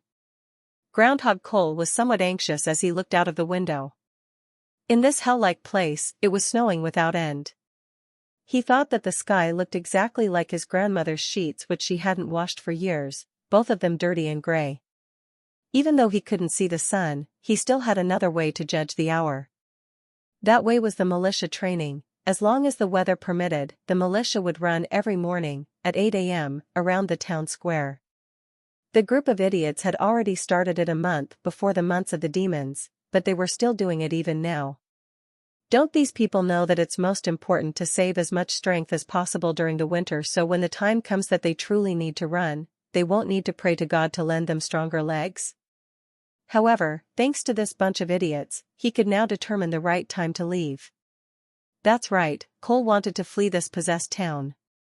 Although he was ordered by the second prince to stay in border town to observe everything that the fourth prince did and then send the gathered intelligence back to Valencia, but now, he had reached a point where he didn't want to stay any longer. His thoughts were, I'm afraid that in less than 2 weeks I, along with this town's inhabitants will all become the devil's sacrifices. This wasn't him being paranoid. Since the beginning of winter, one strange thing after another had happened. Perhaps other people weren't aware of it, which to him wasn't surprising. These townspeople don't have any experience, they're all country bumpkins. As long as they have enough to eat, they don't care even if the heavens were to fall down on them. But I'm different, I'm Groundhog Cole. Because my skills in stealing information and snooping for news are the best, His Highness Timothy himself hired me for this job. One night, when he had climbed over the city wall, he had discovered a strange weapon that was able to knock down demonic beasts, but of course, this wasn't the most startling discovery. The fourth prince was openly working together with a witch. Merciful God, could there be anything more unholy than this? There can't be any other explanation, the devil is controlling the fourth prince. Even if the prince only wanted to have a taste of a witch's flesh, he would surely only do that if he was hidden in his castle. It wasn't the first time for Cole to hear that a noble had become addicted to the taste of witches. After all, There were many aristocrats with strange habits, but it turned into a completely different matter when it was done in public. But this wasn't a delusion, he had seen it with his own eyes. Based on the principle, those who are paid have to do the work, every day, when the snow wasn't too high, Cole walked towards the nearby city walls. There, he could often see the figure of the fourth prince, doing his work. In the beginning, he had asked himself the question, what gave the incompetent and spoiled prince the courage to stay in border town during the months of the demons, not piss in his own pants in terror, and run back towards Longsong's stronghold? But now he finally understood, the prince had already been replaced by the devil. He had been at his hiding place when the big demonic beast burst through the wall, which was then killed by the devil's thunder. The following rush of the demonic beasts was held back by the flames summoned by the witch. And it was exactly this witch who later threw herself into the arms of the prince. He also had heard constant rumors from his neighbors. They talked about a witch who supposedly had the ability to heal wounds. The witch was said to have cured an injured boy, supposedly she had also cured the broken foot of the old lady from across the street. But to Cole, this was only a blasphemous rumor. How could someone accept treatment from a witch? What would be the difference between them and all the witches who accepted the devil's corruption? However, the last straw for Cole was 2 days ago, when he saw a witch flying 2 rounds around the prince's castle and then going down into his backyard. What did the church's father always say? A witch will only get her powers after she had fallen to the devil's temptation. And by now he had already seen a witch with the power to summon flames and another witch with the ability to fly around the castle. Together with the rumors about the witch with healing ability, he came to the conclusion that at least 3 witches had gathered. Undoubtedly, the devil has turned the castle into his own lair, and now he's gradually beginning to turn the townsfolk into his minions. I have to leave this town as soon as possible. Anyway, I'm holding the alchemic formula for the gray powder used to build the city walls in my hands. As long as I deliver this to the second prince, not only will I not be punished, but I might even receive a reward. From day to day, Cole regretted more and more that he hadn't left when the other aristocracy had left border town for Longsong's stronghold. But now, if he wanted to leave this place, the way above ground wasn't a viable possibility. During the whole of winter it would continue to snow, making it impossible to either walk or ride to Longsong's stronghold. His only way was by booking passage on a merchant ship from Willow Town. According to Cole's observations, every first day of the month, a boat from Willow Town would deliver food to border town. After 2 to 3 hours of loading and unloading, it would set sail again and leave the harbor. He only had this small time frame to get on board. Otherwise, he could only wait until the next month. Today was finally the start of the month's first day. 1, 2, 3, 4, 1, 2, 3, 4. Just then, Cole heard the already familiar slogan again. He could see a group of men in brown leather uniforms running in full spirit. If Cole hadn't seen through the devil's plot, this would have been a remarkable scene to look at. Finally, it's time to leave, he thought. After putting on his fur coat and fastening his belt, Cole moved away from his cabin. At this moment a neighbor who sat outside of his cabin saw Cole and greeted him, "Good morning. Where are you walking to so early in the morning?" Cole had to acknowledge that, although border town was now controlled by the devil, thanks to this, the life of these souls became a lot better compared to their former lives. They even dared to dry their fish outside of their houses. After all, if the people were hungry enough, even if the fish were as hard as a stone, they would still try swallowing it raw. However, Cole didn't respond to the man's question. Instead, he took a probing look towards the militia, and when he saw them running around a corner, he went straight towards the pier. Residents here regarded him as the younger brother of Iron Paddle, who came from the Fallen Dragon mountain range to visit his family. Of course, all of this was nonsense. Previously he had caught the real Iron Paddle, questioned him for his name and address, and then killed him. He had then taken Paddle's clothes and masqueraded himself as his brother. This was just one casually created identity, so Cole didn't care whether they believed in it or not. Within the last few days, the fallen snow had been cleared from the streets until there was nearly no snow beneath his shoes. He kept a constant speed so that he could save as much stamina as possible, as for the footprints he left behind, he wasn't worried. Within a day the snow would cover all of his footprints. Maybe even by the time he reached Valencia, they would still be in the dark about his whereabouts. As he approached the marina, Cole saw the long-awaited merchant boat. Under the watchful eyes of the guards, bags of wheat were being carried out of the storage room. Cole checked the contents of his pockets again. Inside he had 2 gold royals and 16 silver royals, which was all of the possessions he had. Seeing that there were 6 guards, Cole thought that it wouldn't be enough even though he had 2 gold royals. So, his only way out would be bribing the porter. As soon as the unloaded goods could provide him with protection from being seen, he would immediately go towards the porter and ask him whether he would like to have a good future life or if he wanted to get knocked out. As long as he could get on board, Cole believed that in all likelihood the temptation of the gold royals would be enough and the captain would take him away. At the moment Cole was ready to take action, he heard shouts from behind him. His heart immediately became gloomy. When he turned around he discovered that some militia was rushing towards him, coming from all directions and leaving him no way to escape. When seeing that there was no way to escape, Cole immediately put his hands in the air and fell to his knees. One of his mottos was to not show pointless resistance. As long as he spat out all of his employer's information, he would be safe, or probably they would even try to hire him for an even higher price as a double agent. As long as he got money, he would do anything. This was the principle of Groundhog. But there was one point he didn't understand.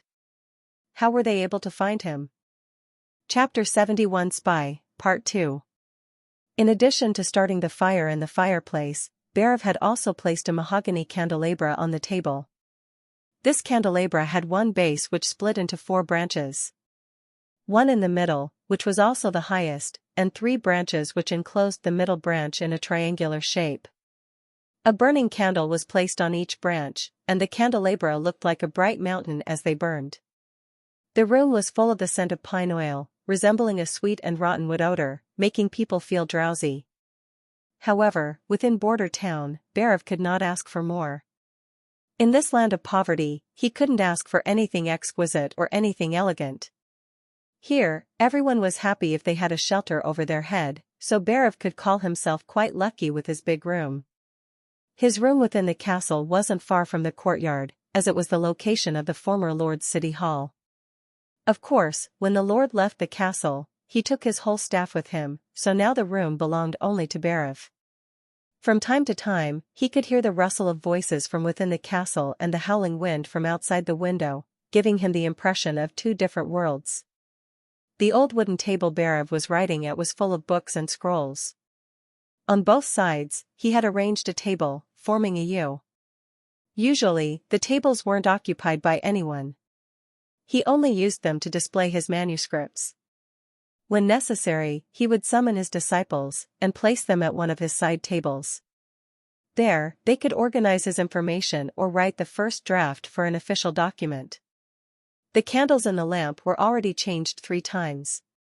Beside changing the candles, Barav didn't stop his hand from swiftly working through the documents. To him, time was a very precious thing. There was already a stack of documents at hand, waiting for him to deal with, plus, His Highness' proposed expenditures would also still need to be reviewed. Barav's average work time was 10 hours per day, but he didn't feel tired at all. On the contrary, this was where he could show off all his skills, so he had the feeling that his body had inexhaustible energy. This is how it should be, he thought. No one is talking around me, all of my apprentices are self-responsible, and no one is holding the others back or creating a mess. As long as they fulfill the prince's command, he can handle the specific administration process without outside help. If the prince's commands could only be a little more normal. While Barav thought this, he gnawed on his lips regretfully. For example, at present, all of Roland's official correspondences were sealed with his seal, like the last one he sent to Willow Town. In it, Roland asked for additional administration staff and a brig. The answer note said, "With the price you offered, you cannot hire the captain, helmsman, and the sailors." After reading, Barav was left dumbfounded. Without these people, how would they deliver the boat? Would they walk back after delivering the brig? Also, why do we need to buy a boat? This was the most crucial point. At the moment, the trade between Border Town and Willow Town was stable. Even after the end of winter, if we want to expand the ore trade, we would only need to send a notice, and they would immediately increase the number of vessels for the trade. It just isn't worth it to buy a boat. The town's pier is just for parking and unloading, it isn't usable or maintenance. And without sailors who could care for it, it won't be long before we have to abandon it. Was it another of His Highness' crazy moments? As for the first request, contrary to what one might expect, Barav could understand it. At present, there was no one with any free time in the whole town hall. Barav had already brought more than 10 people over to supervise the business. They were responsible for the statistical reports and settling income and expenditure. Barav himself was responsible for the administrative and legal work, which was obviously illogical. Since His Highness wanted to separate these sectors, it was necessary to expand the size of the employees in the city hall. Under normal circumstances, the assistant minister didn't want to let go of so many responsibilities. Every person who had this much power in his own hands would feel a sense full of satisfaction. He wanted to be like his teacher, the kingdom's finance minister. He was the only one responsible for Greycastle's finances and was also the king's right hand. Ahem, well, now only Border Town is important, added Barav in his heart. Although Roland had promised him that he wanted to fight for the throne, there was still a long way to go. Barav didn't know when it happened, but today he actually contended the fourth prince as a true candidate for the throne. Compared with the past, it was the difference between heaven and sky. Previous he had thought that such an ignorant and dandy character could never become the king. But since he came to Border Town, he got one surprise after another. Up to now, Border Town was still able to survive by only relying on the militia. The fact that they were still able to hold was really praiseworthy. Don't even mention all the strange stuff he invented. The fact that he could handle all these people is totally unlike the fourth prince. He seems more like the devil who knows everything. At this time, he heard a thunderous sound at his door, making him stop his work and answer, "Come in." The door was opened by one of his favorite disciples, Filler Yarrow. "Respected teacher, we have caught another mouse." "Oh? Did you already question him?" "He said that Timothy sent him. During the body search, we found cement powder, some coins and a letter on him." Yarrow walked up and handed Barav the leather-wrapped envelope. "As for the other information, we are still interrogating him." "Teacher, how to deal?" "Just like the previous times, write down all the answers into the book and then hang the convicted spy," ordered Barav. "Yes," Yarrow saluted and said, "this disciple will leave now." When the door was closed again, Barav didn't continue to work.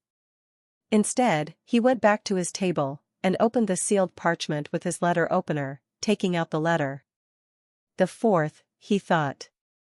Long before the months of the demons had started, Roland Wimbledon had summoned him and discussed this matter. His Royal Highness believed that when the cement powder, the new snow powder and the witches were revealed, his siblings' hidden spies would be unable to bear to not let their master know about it, which would be the best time to eliminate the mice. Thinking about it, Barav had to agree with the first part of his statement, but not the second part. In his view, Border Town had more than 2,000 residents, which made it impossible to control everyone. They just didn't have the manpower, and the people they had weren't trained for it. However, His Highness seemed to not see his points and said, "Why should we need so many people? Every person within Border Town will be our eyes." Barav couldn't believe that the prince believed his own words and let this ignorant, stupid, and ordinary monitor for everyone to find the mouse. That's just impossible. But the people showed him that he was wrong. When Roland ordered the first census after the beginning of the winter, he gave special orders to the people who had lived for 5 years or longer within Border Town. Surely Longsong's stronghold had tried to drive Border Town into bankruptcy after their attempt to burn the food, but they had not given up yet. Instead, their spy scent should still be lurking around. Most of them should be disguised as relatives of townspeople or merchants who were too late to evacuate, always on the lookout for an opportunity to harm Border Town. So if anyone saw a suspicious character, they should immediately report them to the city hall. Once it was verified, they would receive a reward of 25 silver royals. The results of this move showed that it was extraordinarily effective. Naturally, in the beginning, they received some false positives, but it was not long before they found the first mouse and thus arrested them. Berev remembered that Roland said this awkward sentence proudly. What did he say again? He thought for a moment. Yes. Let the enemy sink into the bottomless sea of fighting against commoners. This sentence had a really strange syntax. The assistant minister shook his head and spread the letter within his hands. The person named Groundhog repeatedly stressed that various phenomena showed that the fourth prince, Roland Wimbledon, had been replaced by the devil, and Berev could clearly read his fear between the lines. When Berev thought about how the prince used several people, he actually could not help but feel a glimmer of recognition. He took a deep breath, and then he held the letter above the candle, the former of which soon caught fire and turned into ashes. Since he didn't fear the God's stone of retaliation, he couldn't be controlled by the devil, right? Chapter 72 Holding Court as a King. Timothy Wimbledon sat on the throne, rubbing the scepter in his hand while overlooking the ministers within the Pantheon. This is the feeling I have striven for, he thought, instead of being held back in Valencia, where I had to oversee the endless tangle between merchants, who only fought for their own benefit. He stopped the rubbing of the scepter, and began tapping its end on the floor, letting it sound through the hall. When all eyes were focused on him, he nodded and ordered, "You may begin." "Your Majesty, I have something important to report." The first to step up was Knight Weimer, nicknamed Sir Ironheart, who was responsible for everything regarding King City's defense. "Speak. Can the witch hunts be temporarily stopped?" "Your Majesty, the recent raids have become more and more excessive. I heard that yesterday, several women were taken out of their houses, were arrested, and later assaulted in the dungeons. One of them even died while being in prison. Later it turned out that none of them were actually witches. Now panic has broken out within the outer city. If it goes on like this, I'm afraid there will be a significant number of fugitives." Timothy frowned. He was the one who had ordered the witch hunt. He was still unable to unwrap the truth about his father's death, and was still unable to believe that his father would commit suicide. The strange smile his father had on his face before he killed himself caused him to feel especially creepy. His father wore the God's stone of retaliation of the highest quality. Furthermore, the church had also confirmed that the stone was genuine, but this didn't mean that no witches were involved. Even if the theory was strange, he hadn't a better theory than it was plotted by witches. He looked toward Langley, the officer and his pawn in training responsible for the raids. The latter immediately stood up and said, "Your dearest Majesty, it was just an accident, and I have already severely punished the relevant personnel." He started cracking his fingers. "The warden, castellan, and guards have been given 10 lashes and have been fined 25 silver royals. 1 woman dead and 3 extremely brutally tortured, and you think some slashes and some money will be enough as compensation?" asked Sir Weimer in a cold voice. "And who gave you the right to judge? Was it the former Prime Minister Vic or the Minister of Justice Lord Padro?" "Your Majesty, we are currently facing extraordinary times, so I had to act fast." Langley claimed innocence and fell to his knees. "When ignoring some minor setbacks, the raids have shown great success. We have already caught at least 15 witches who were lurking in King City, and now they are currently being tortured, so you will soon be able to know whether your father, if they have planned a conspiracy." Timothy glared at him. "You idiot, you almost told everyone our true intentions." While the ministers standing in this hall had most probably already guessed that he was the true mastermind behind the plot, but the outside world was only allowed to know his version. Where Prince Gerald killed the king, this point wasn't permitted to be overthrown. 15 witches? Sir Steelheart sneered with contempt. "Well, it seemed that King City has already become a witch stronghold. A few years ago the church had started a witch hunt in the forest east of King City, but they were only able to catch 6 witches. It seems that your men are much stronger than the church's own men." "You!" Langley shouted loudly but was immediately interrupted by Timothy. "Enough. Langley is such a fool, just like the other fools under my control," thought Timothy, who was annoyed that no one with skills was available. If he hadn't needed him at the beginning for the Battle of the Throne, he wouldn't have promoted this fool. Even if you want to take false credits, don't make up such unbelievable numbers. I'm afraid these 15 women had to face the same treatment as the unlucky commoners. He didn't want to involve the church, but at the moment he saw no other way, so he ordered, "You will go to the church, and pay a priest to come over, so he can confirm the identity of these 15 women. Until then, stop the torture. Afterwards you will let the priest confirm every woman you catch. If I later hear that you people have not followed my orders, I will throw you into the city moat to feed the fish." Yes, your majesty." Langley confirmed, "I will immediately follow your orders." After Langley had left the hall, Timothy turned toward the finance minister. "If there is anyone else who has been wronged together with the previous 3, they will get 3 gold royals each. Regarding the women died in prison, send the money to the family." He paused multiple times. "As you wish," said the finance minister as he nodded in confirmation. "Your majesty is very kind," praised Sir Weimer while saluting the prince. "Next question." Timothy waited for a moment, but when he saw that no one had something, he said, "Since no one has a new issue, I will start with my own." He looked at the Minister for Diplomacy, Joshua Sir Bullet. "It has already 1 month since the recall order was issued, but no one has come back to King City. Tell me, what news do you have to say?" Sir Bullet came from the Flynn family and held his position for 30 years. He had grey hair, an old face, and stood already with 1 foot within the grave. He cleared his throat. "Your Majesty, your 3rd sister Garcia Wimbledon has yet to answer. Your 4th brother Roland Wimbledon has replied.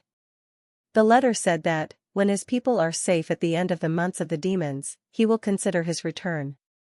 "And what else?" asked Timothy, annoyed. He addressed the letter to Prince Timothy and not King Timothy. Timothy couldn't stop himself from sneered loudly in disdain. "He is as ignorant as before, such a hopeless brother." He thought, "If you intend to come back, you will take your instruction from me as your new king. I will give you a good place to live, just like the pampered prince you are. If you don't come back, you won't get an easy death. It will be the same as playing chess, regardless what you do I will have the right answer." "Just let him be." Timothy dismissively waved his hand. "What is with my 5th sister?" "Your Majesty, she is gone," answered Sir Bullet ashamed. Hearing this answer Timothy asked confused, "What? What do you mean by she is gone?" "She was the first one who promised to come back, but a week later Her Highness disappeared from the palace where she lived, along with her butler and her 2 maids. I already arranged staff to find her, but they still have yet to find her whereabouts."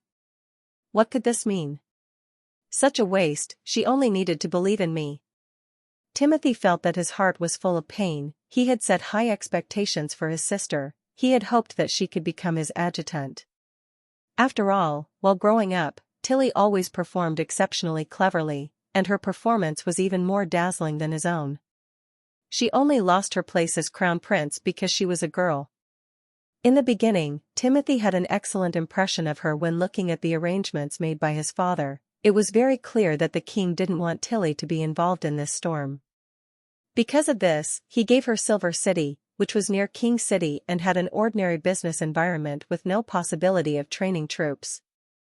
But who could have ever guessed that she would run away? Was this a choice made by a wise man? Now that she is gone, the former lord should take over Silver City once more. You should also let the search continue. I cannot permit another person with royal blood to wander among the common people." He gritted his teeth, trying to suppress his raging emotions. "Well, until now, only my 3rd younger sister refused to obey?" "Yes, your Majesty," answered Sir Bullet. "Since she was so stubborn, we have to take some rough measures," said Timothy while looking at Prime Minister Vic. "To start a war, the Prime Minister and the King have to approve it. Since he was his biggest supporter, getting his approval wouldn't be a problem. I'm going to let Duke Ryan guard the south border and force Garcia to give up Port of Clearwater and escort her back to King City." Sure enough, Marquis Vic replied, "This should not be delayed. Please give the order for war, so that the Minister for Foreign Affairs can carry out the order." Timothy nodded with satisfaction. At the moment when he wanted to order the secretary to write the drafting order, hasty steps could be heard from outside the hall. Then, with a burst of noise, the doors were opened and a knight wearing a blue-striped cloak strode into the hall. Timothy immediately recognized him. He was the famous Cold Wind Knight Naim Moore. He walked straight up to the center of the hall, went on one knee and said, "Your Majesty, I have just received news from the south." He gasped loudly and his voice was clearly anxious. "Your sister Garcia Wimbledon, in just 5 days, defeated Duke Ryan's troops and had occupied Eagle City. She also declared herself as the Queen of Clearwater, and all the lords in the south have responded and declared their territory as independent." Chapter 73 Artillery Test. In the west of Border Town, near the Chishui River. The snow didn't permit the cart to move a single step further. The entire group of people had already spent half a day dragging the carriage to the artillery field. "What is this?" asked Carter, who had already become somewhat accustomed to the fact that the prince would repeatedly come up with new inventions. "Is this just a bigger gun?" "You are almost right," Roland confirmed. He directed his men to remove the cover so that he could personally adjust the angle of the cannon. He set its angle parallel to ground level, pointing towards a snow pile.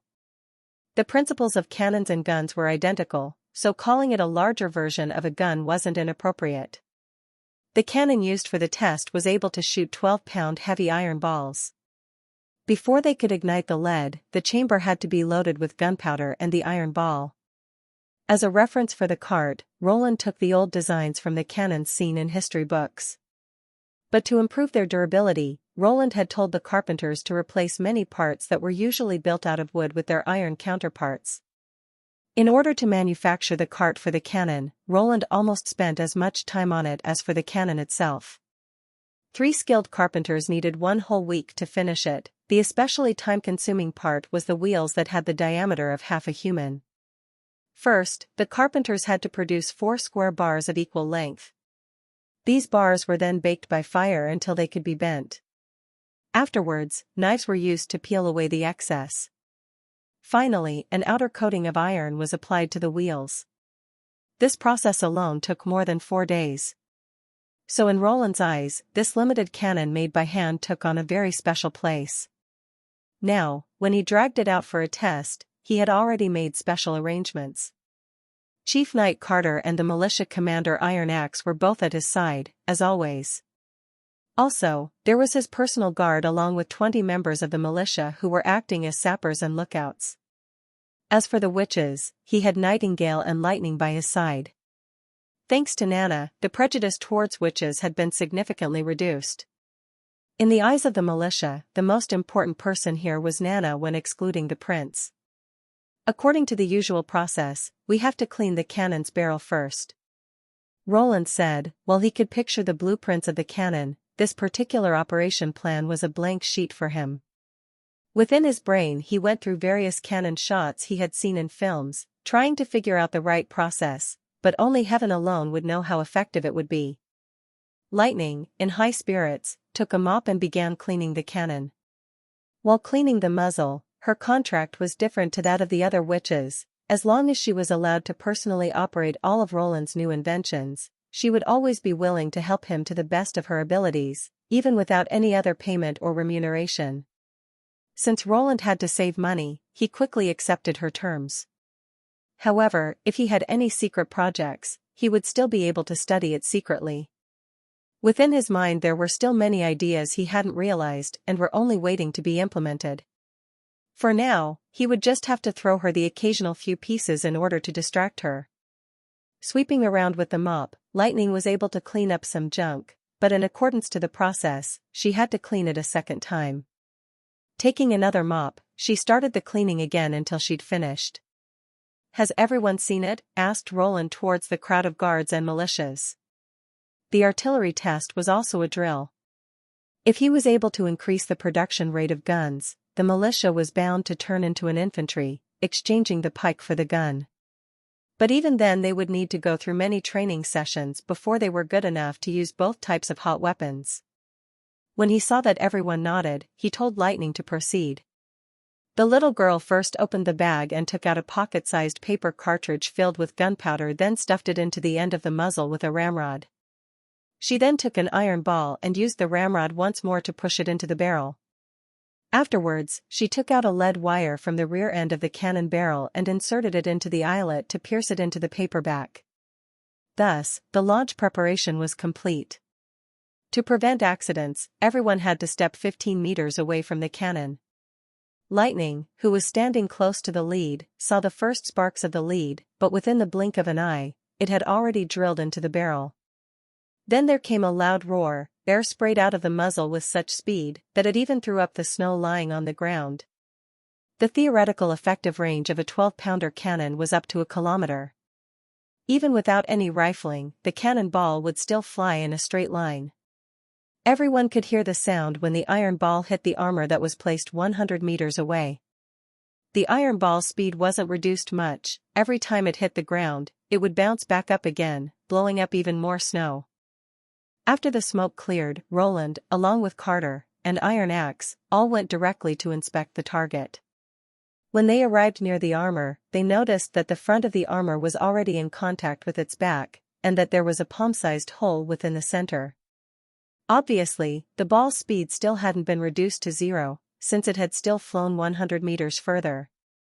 Even after it had dropped to the ground, it had kept on rolling, showing the incredible amount of power it contained. "What frightening penetrative capability," sighed Carter. He could already picture what would happen when the enemy stood together in groups, getting hit by several cannonballs that brought terror to the whole battlefield. 3 deities above, Iron Axe began to pray. According to him, Roland had to be the messenger of Mother Earth. Except for a messenger of God, who else could bring such a frightening power to the world? He'd already studied the gunpowder's chemistry. It was made of common chemicals which only needed to be carefully prepared. The flame was the incarnation of Mother Earth's anger, as well as her most powerful weapon. At least these were the thoughts of the people in the south. Whenever they saw the never-ending orange flame produced by volcanic eruptions, they couldn't help but begin to pray. The result of the test was similar to what Roland had expected of a classical 12-pound cannon. The cannon's biggest moment to shine had been during the U.S. Civil War and in the time of Napoleon. Afterwards, he loaded the cannon with different amounts of gunpowder to test their power levels.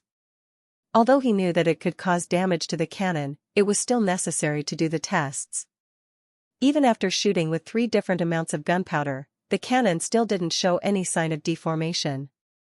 Apparently, the quality of steel used to make the cannon was excellent.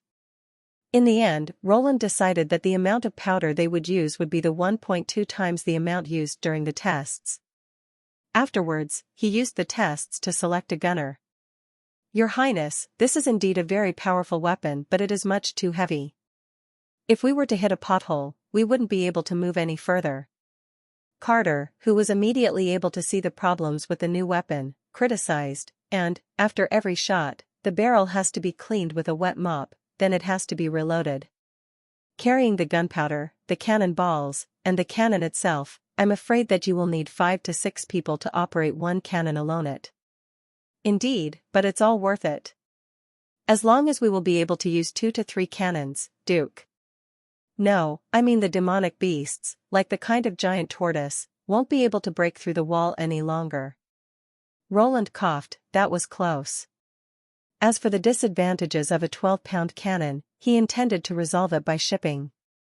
With the help of the steam engine, he would be able to convert a traditional boat into a steam-powered boat.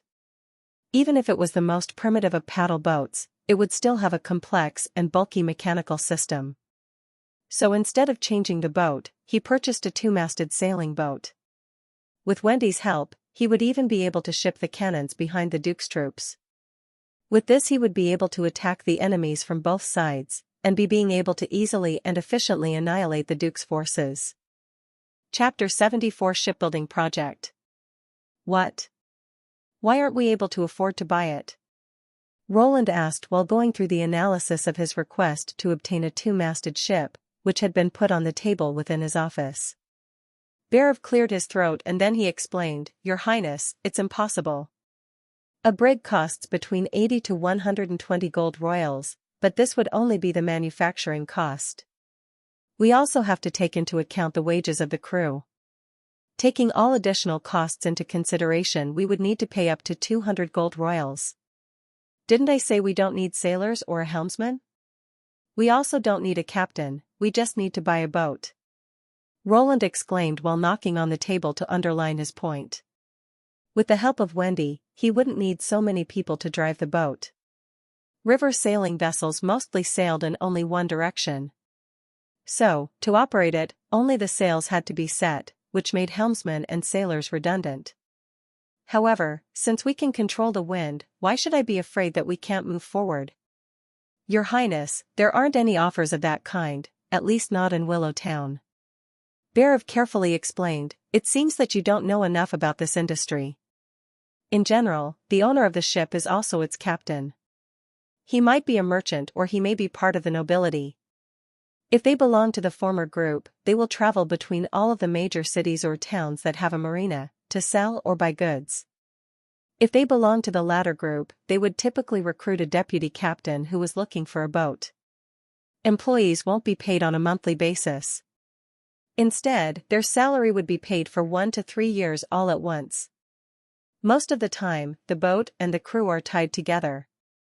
You intend to purchase a vessel from a captain, but without the crew he had already hired, so the salary he had already paid will be his loss. Even for a member of the aristocracy, 80 gold royals isn't a small amount of money. After the trade with Willow Town at the beginning of the month, the town hall now has a balance of 315 gold royals, but if we spend half of it to buy a boat now, we won't be able to pay the salaries of the militia.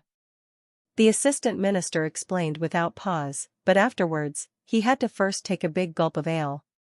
After thinking about what he had heard, Roland asked, "You said most of the time?" "Yes," Bear nodded, "there are 2 cases when boats will be sold without their crew. The first would be when the merchant is in an urgent need of money, and they have to sell all of their property. They will start by disbanding their crew, and then they will try to sell the ship as quickly as possible. In the second case, the owner wants to replace their old boat with a new one. Both cases would be a good opportunity, but I have to say that this kind of situations is very rare." "Wait," Roland frowned, "you said to buy a new boat. So in this case, where do these ships come from?" "Port of Clearwater, Seabreeze District, Farsight Point.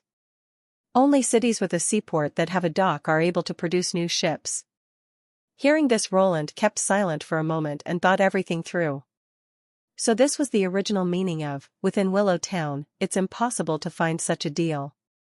However, I also can't afford to travel to any of the port cities, they're too far away, and if I don't hire a crew, how would I get the ship back to Border Town? Since this is the case, I will have to think about it." When the assistant minister saw that the prince was lost in thought, he quickly left the room. Within Roland's plan for the future, ships played an irreplaceable part. If there wasn't a quick and conventional way to transport the artillery, he wouldn't be able to use them in battle. Generally, the Duke's troops were built up from the stronghold's troops, mercenaries, farmers, and knights. So, inevitably their marching speed was slow when they had to move. But, the artillery would be even slower. Just like Carter had said, as soon as they hit a pothole the artillery couldn't be moved any further. During this time and age, there weren't any asphalt roads, there wasn't even a stone road. During this time, the people would walk more, producing many trails. During sunny days they would be lucky, but when it rained, the path became muddy. In the end, like always, would he have to rely on himself? Roland spread out a piece of paper, writing down the needed specifications. Firstly, the ship has to be able to carry 1 or 2 cannons in addition to 30 people, but it wouldn't be powered mechanically, only with sails. Secondly, since the ship would be used only in rivers, it would need to have a shallow and stable hull. Thirdly, it had to be easy to operate so that the members of the militia could handle it after a short training. Considering all these points, the only possible answer was a flat-bottomed barge. The draft in front of Roland was very shallow. It was a ship with a very low center of gravity that could be seen on almost all of the river routes. In the past, he had seen many loaded with piles of sand or gravel, and their railing was almost level with the surface of the water. And as long as there was a tugboat, it would be able to pull a barge. After determining type of the ship, the next key point was to determine which material should be used when building the ship. Roland wrote down 3 different options: wood, iron, or concrete. Boats made of wood belonged to the earliest of the nautical technology tree. From a raft to a masted battleship. From sailing on either the river or the sea, wooden boats could be used everywhere. Unfortunately, Roland didn't know how to use a log to build a flat-bottomed ship, and neither did he have any skilled craftsmen. If he relied on what he knew and on his craftsmen, he would only be able to make a large raft which could fall apart at any moment. Ships made out of iron were built similarly to houses, always taking two beams which were arranged in a crisscross pattern, constituting a keel. The keel formed would then be coated with sheets of iron. Since Anna could do the welding, the overall stiffness was guaranteed. However, this approach would deplete the already small iron reserves. So this could only be the last resort, as building steam engines and cannons was a much more appropriate choice. Then building boats out of concrete would be the last option. Since the city wall construction was already finished, there was now a surplus of raw materials. As long as Anna had the time to calcinate, they would have enough concrete for 1 or 2 ships. The construction process would also be much easier than that of iron boats. As long as they were able to produce a wooden template which could be reinforced with iron bars, they could quickly fill it with concrete. Even in this rural area, they could easily create several fishing boats out of concrete. Compared to iron ships, they wouldn't rust. With this, the ship wouldn't even need much maintenance. Even though a concrete ship could be built at a low cost, it would still be strong and durable. Even if he had never learned how to make big ocean-crossing ships, a river sailing ship didn't need a high level of technological knowledge. So, building it shouldn't be a problem, right? Picturing all the details in his mind, Roland picked up the quill and rapidly began to draw sketches of the barge. An area with a shed near the Shinshui River was hidden by walls. In order to facilitate the launching process, Roland located the shipbuilding area as close to the river as possible. The shed offered shelter against wind and snow and contained 2 basins for burning charcoal to keep the temperature from falling too far and destroying the hardening effect. The carpenters had already pieced together the wooden template of the hull. The bow was formed in a circular design in order to reduce forward resistance. The aft instead had a square design meant to increase the load area. The boat had a length-to-width ratio of 3:1 and was built with a width of 8 m. Compared to the traditional ratio of 8:1, it was simply a fat boat. In the center, they had set up 2 masts. The masts were inserted into the deck and connected to the iron beams of the ship. At the deck, they had placed a reserve rudder. Everywhere, the hull was strengthened with crisscrossing iron bars. Even though they didn't have any iron wire, it didn't matter since Anna had welded all the iron crosses firmly to form an iron structure which was connected throughout the whole bridge. When the template and the reinforcements were ready, Roland ordered the workers to start filling it up. The concrete was poured into a basin-like template. The middle was flat, but the surrounding walls were 5 meters higher, forming the cabin walls.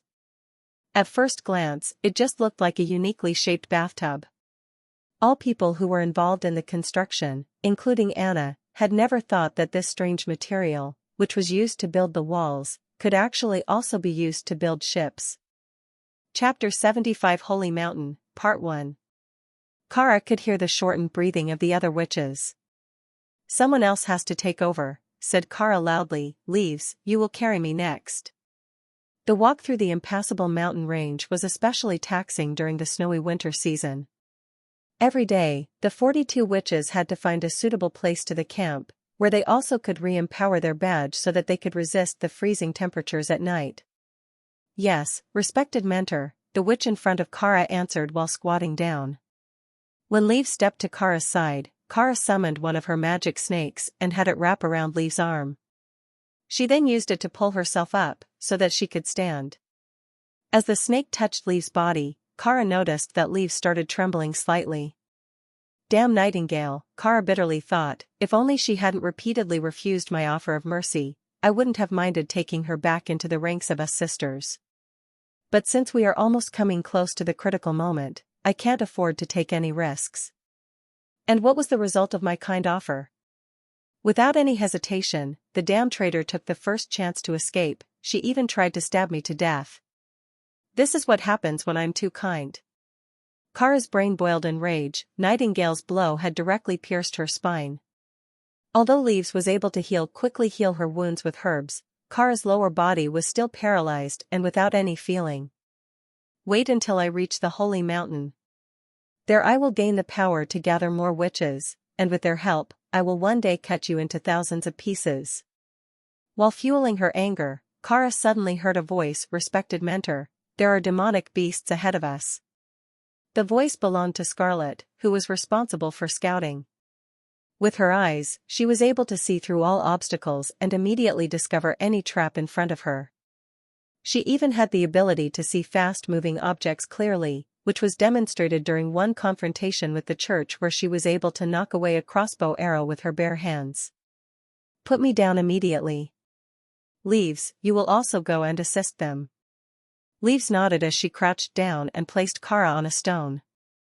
Kara's sore hand directly fell into the snow, from where a cold feeling spread through to her whole body, making her unhappily think, you can't even remove the snow before you putting me down? But she didn't say it out loud. After all, Leaves was an irreplaceable member of her sisterhood. Previously Wendy with her kind temper had been responsible for recruiting new members for the Witch Cooperation Association, while instead Leaves had been responsible for maintaining the morale and courage to ensure that the witches would follow Kara's orders.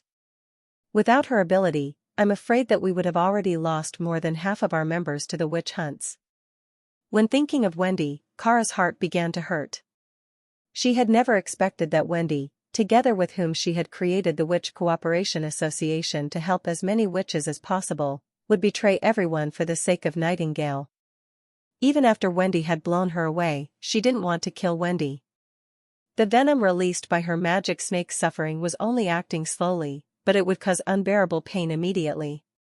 After letting Wendy suffer for a short time, Kara had planned to let her snake nothingness bite her and remove the toxin. She had just wanted to teach Wendy a lesson. But no matter what, without the help of her magic snake, the venom was incurable. So Nightingale made the wrong decision by taking Wendy away. Without the bite of nothingness, Wendy wouldn't be able to live one more day. Did that mean that the former nun was destined never to reach their final destination with her sisters? Kara didn't care about the other runaway, Lightning. She had only recently entered the Witch Cooperation Association and only seemed to have the ability to fly. She had always supported another view on how they should look for the Holy Mountain, even sometimes questioning the Holy Book. Whenever that girl acted against the will of the Witch Cooperation Association, Kara wanted to throw that talkative little girl into the snow and strangle her. At the moment when the two wolf-like demonic beasts emerged from behind a corner on the mountain path, the witches were already prepared and awaiting the attacks from the demonic beasts. All the sisters without fighting abilities were placed near the end to keep them safe. Leaves was the first to release her magic, aiming at the weeds close to the feet of the demonic beasts. Soon green tendrils broke through the snow and wrapped themselves around that of the enemy's feet. Another witch, with the power to control the air, began to drain the air around the demonic beasts. Thanks to this, the two monsters soon fell into a state of asphyxiation, and were soon foaming at their snouts and began convulsing before finally falling to the ground. This was the power of witches that Kara had been looking for. Within a group of mortals armed with swords, these wolves would have wreaked havoc, but in front of us witches they perished within seconds.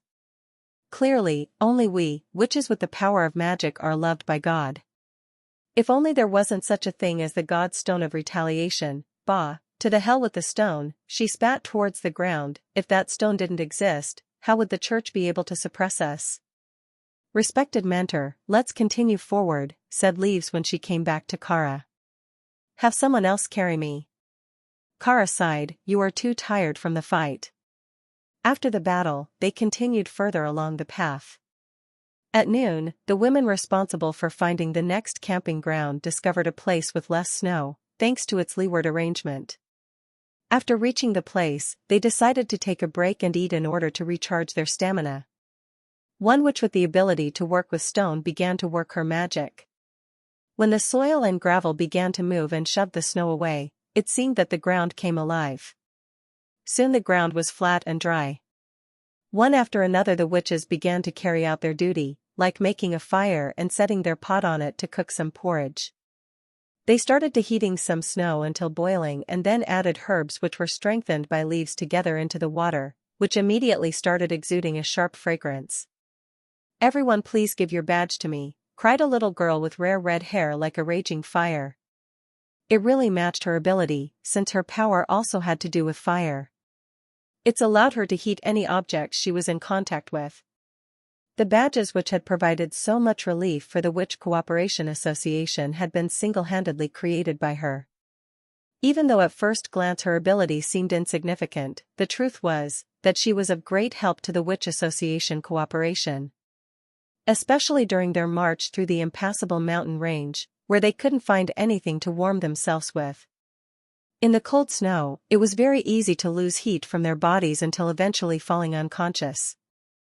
After everyone had eaten wheat porridge, the witches packed their bags and started moving along. According to Kara's conjecture, the so-called gates of hell was in fact the gateway to the holy mountain. The church deliberately changed its name to hell to prevent the witches from finding the holy mountain. According to the ancient books, they needed to cross a total of 3 stone gates, the last line before the barbaric lands. Usually, they were hidden deep in the ground. Only during the blood moon would the stone gates come to the surface. After they had set out from the camp, the witches had to walk for about half of a month through the impassable mountain range, but soon they would leave the mountain range, setting foot into the middle of nowhere. During these last days, the demonic beasts appeared more and more frequently. "Quick, quick, quick, look, what is this?" Suddenly someone shouted in horror. Kara looked in surprise in that direction, becoming immediately stunned out of horror. There was a city flying in the sky. The sky was still gray, and the snow was still falling out of the very low clouds. But within the clouds, there was a city, partly hidden and partly visible. Those buildings were built in a pattern I have never seen before. They look like spires standing side by side. If the black dots are windows within the spires with an average size, the spire would reach a height of hundreds of meters. This isn't something a human could build. Even the proudest building of the church, the cathedral at the Hermes, which they call the tower which reached the sky, was only 50 meters high. Since this had to have been built by non-humans, then there was only one answer: this city has been constructed by the hand of God. Kara had difficulty in restraining her excitement. Throughout the whole time the voice within her heart shouted, "I found the holy mountain." Chapter 76 Holy Mountain, Part 2. "Sisters, it's the holy mountain. We've found it." Kara screamed and showed the whole world her happiness. Many witches foolishly stood in their places, shaken by the spectacle before them. But there were also others who jumped around and began crying out in sheer joy. Scarlet, however, frowned after looking at the city and muttered, "Is this really the holy mountain?" Leaves, hearing this, leaned toward Scarlet and whispered, "Why do you think this? Is something wrong?" Deep down she had the same question.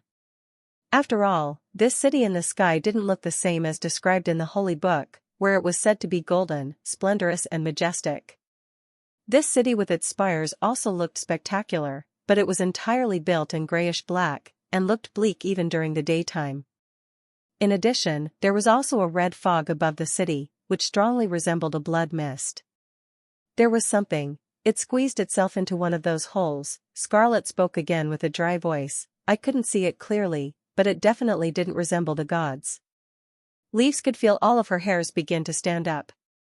Within the Witch Cooperation Association, it was Scarlet who had the best eyes and could see clearly at this distance. So hearing her say this gave Leaves quite an uneasy feeling. Unfortunately, Lightning had also left with Nightingale. If not, she could have flown near the city and taken a look. "Sisters, the holy mountain is waiting for us to take it." Kara raised her hands into the air and shouted euphorically, "With just a little bit more effort, we will soon find the eternity." Then, she immediately urged Stone to carry her further. Leaves personally didn't want to move forward, but in the end, she still took the first step. She thought, 2 weeks ago, everyone found out what would happen if someone disagreed with Kara. I'm afraid at this point, there is nothing which will be able to stop her from moving forward. Their marching speed increased by a steady pace. After leaving the foot of the mountain, the snow had unexpectedly reduced and the surrounding temperature had also picked up. This is the legendary Forbidden Lands, the land on which no human had ever set foot before. However, now Leaves could see footprints stamped on this desolate land. If Lightning was here and saw this, she would be very happy, right? When she looked back and saw the mountains towering behind her, she couldn't believe they were able to cross this barrier. Leaves guessed that it was only because of the impassable mountain range that the demonic beasts couldn't flood into the hinterlands. Are they only able to attack from the north because that's where they can pass the mountains? No matter what, if we really find the holy mountain and don't need to drift any longer from one place to another, then I will also be satisfied, thought Leaves as she sighed softly. To tell the truth, when Nightingale came back to the camp and told everyone about her life and future in Border Town, Leaves was enchanted. When Nightingale asked Wendy and everyone else if they wanted to leave together with her, she couldn't help but want to step out and shout her name. But in the end, she wasn't able to cross the threshold within her heart and was unable to leave the shadow of the past behind. Leaves shook her head. Don't allow yourself think about the past, instead, focus on keeping pace with the others, don't fall behind in this desolate land. Soon they discovered something strange. Regardless of their speed, the city seemed to retreat as fast as they moved forward. After an hour of marching, the holy mountain was still suspended in the clouds, neither growing nor shrinking. It seemed just like they hadn't gotten closer at all. Respected mentor, please order a rest, our sisters are getting tired, said Stone. During this period of marching, the people who had to carry Kara had changed several times, but she was clearly the one who had to bear her weight the longest. No. How could we stop now? Kara thoughtlessly rejected Stone's suggestions. This is a test by our gods, sisters, if we don't show them our strong will, we will never be able to arrive at the holy mountain. We can never stop. We must continue up to the very doorsteps in order to enter the holy mountain directly in front of us. Seeing that her persuasion had failed, she couldn't do anything else other than move forward. Under no circumstances were they allowed to stop, even during 2 waves of demonic beasts they had to go forward. During the second wave, they even encountered 2 hybrid beasts, on which Leaves' shackles didn't work, and without them she was unable to stop the monster's assault. A sister who was caught off guard had to pay the price for the group *S overconfidence. She got her neck cut by claws and her blood was spilled over the ground. When they finally were able to kill all the demonic beasts, they discovered in horror that the sky had gradually darkened. Apparently nightfall would arrive soon. The city in front of them was still visible, but its outline had become more and more blurred over time, seeming as if it gradually disappeared. According to their past experiences, they had to find a suitable campground and build their camp, but in these desolate lands, the surroundings were completely different compared to the mountains. When looking around, all they could see were flat plains infested with demonic beasts. There wasn't a single place of safety where they could rest overnight. Respected mentor, we have to withdraw to the foot of the mountains. Let Scarlet lead us with her red eyes, with her help we might be able to reach the mountains by midnight, pleaded a witch. No. Kara shouted, we have spent the whole afternoon walking with nearly no pause just to reach this place. Now when we have already consumed more than half of our stamina, we can no longer maintain the same speed and return. Sisters, we only can press on further. We can truly find the holy mountain, and there we can settle down to rest. Then what should we do with Sherry? Asked a witch as she pointed to the ground where Sherry, showing no signs of vitality, laid. We have no time to bury her. Kara shook her head. Keep her here, the earth will accommodate her. Leaf sadly closed her eyes. Again another of my sisters is gone. If I were only a little more powerful, she wouldn't have to die in this desolate land, without a tombstone to tell of her life. During that time when many sisters couldn't decide whether they should move forward or retreat, Stone suddenly exclaimed, look at the sky, the city is gone. Hearing this, Leaves immediately opened her eyes, looked up to see the night sky hidden behind a wall of gray-black clouds. The city had disappeared, just as if it had never existed. Everyone was rooted in their places, and a terrible silence began to befall them.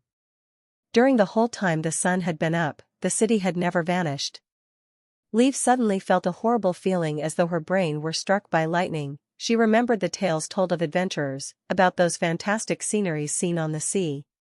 Her whole body began to shudder, and she could only whisper, "We have been cheated." Soon, she shouted, "We have been cheated, that wasn't the holy mountain.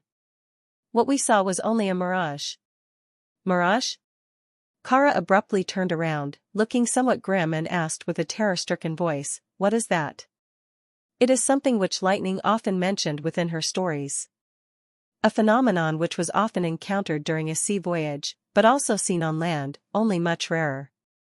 "We have seen nothing but an illusion. The real city may be very far away from us, it is even possible that it isn't in front of us at all."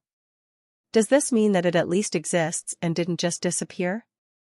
Kara asked with little hope. Leaves took herself some time to answer, "I do not know." At this moment, Scarlet suddenly shouted, "Be careful. Something is coming." With a horrified look on her face, she stared towards the left side of their group. "Is it a demonic beast?" asked Windseeker as she entered her battle stand. "How many?" "No," Scarlet answered and took 2 steps back in fear. "I don't know what that is." After her voice died down, a shadow suddenly appeared from afar, and directly struck Scarlet with lightning speed. Although Scarlet had been able to clearly see it in the darkness, she was still unable to dodge it, it was just too fast. Almost within the blink of an eye, it had struck Scarlet on her chest and pierced directly through her, even nailing down some other witches behind her. When it finally stopped, several witches had been impaled, and everyone finally saw what it was. It was actually a spear. Chapter 77 Holy Mountain, Part 3. Leaf's blood froze upon seeing this horrible scene. To their left, 2 shadows slowly emerged out of the dark.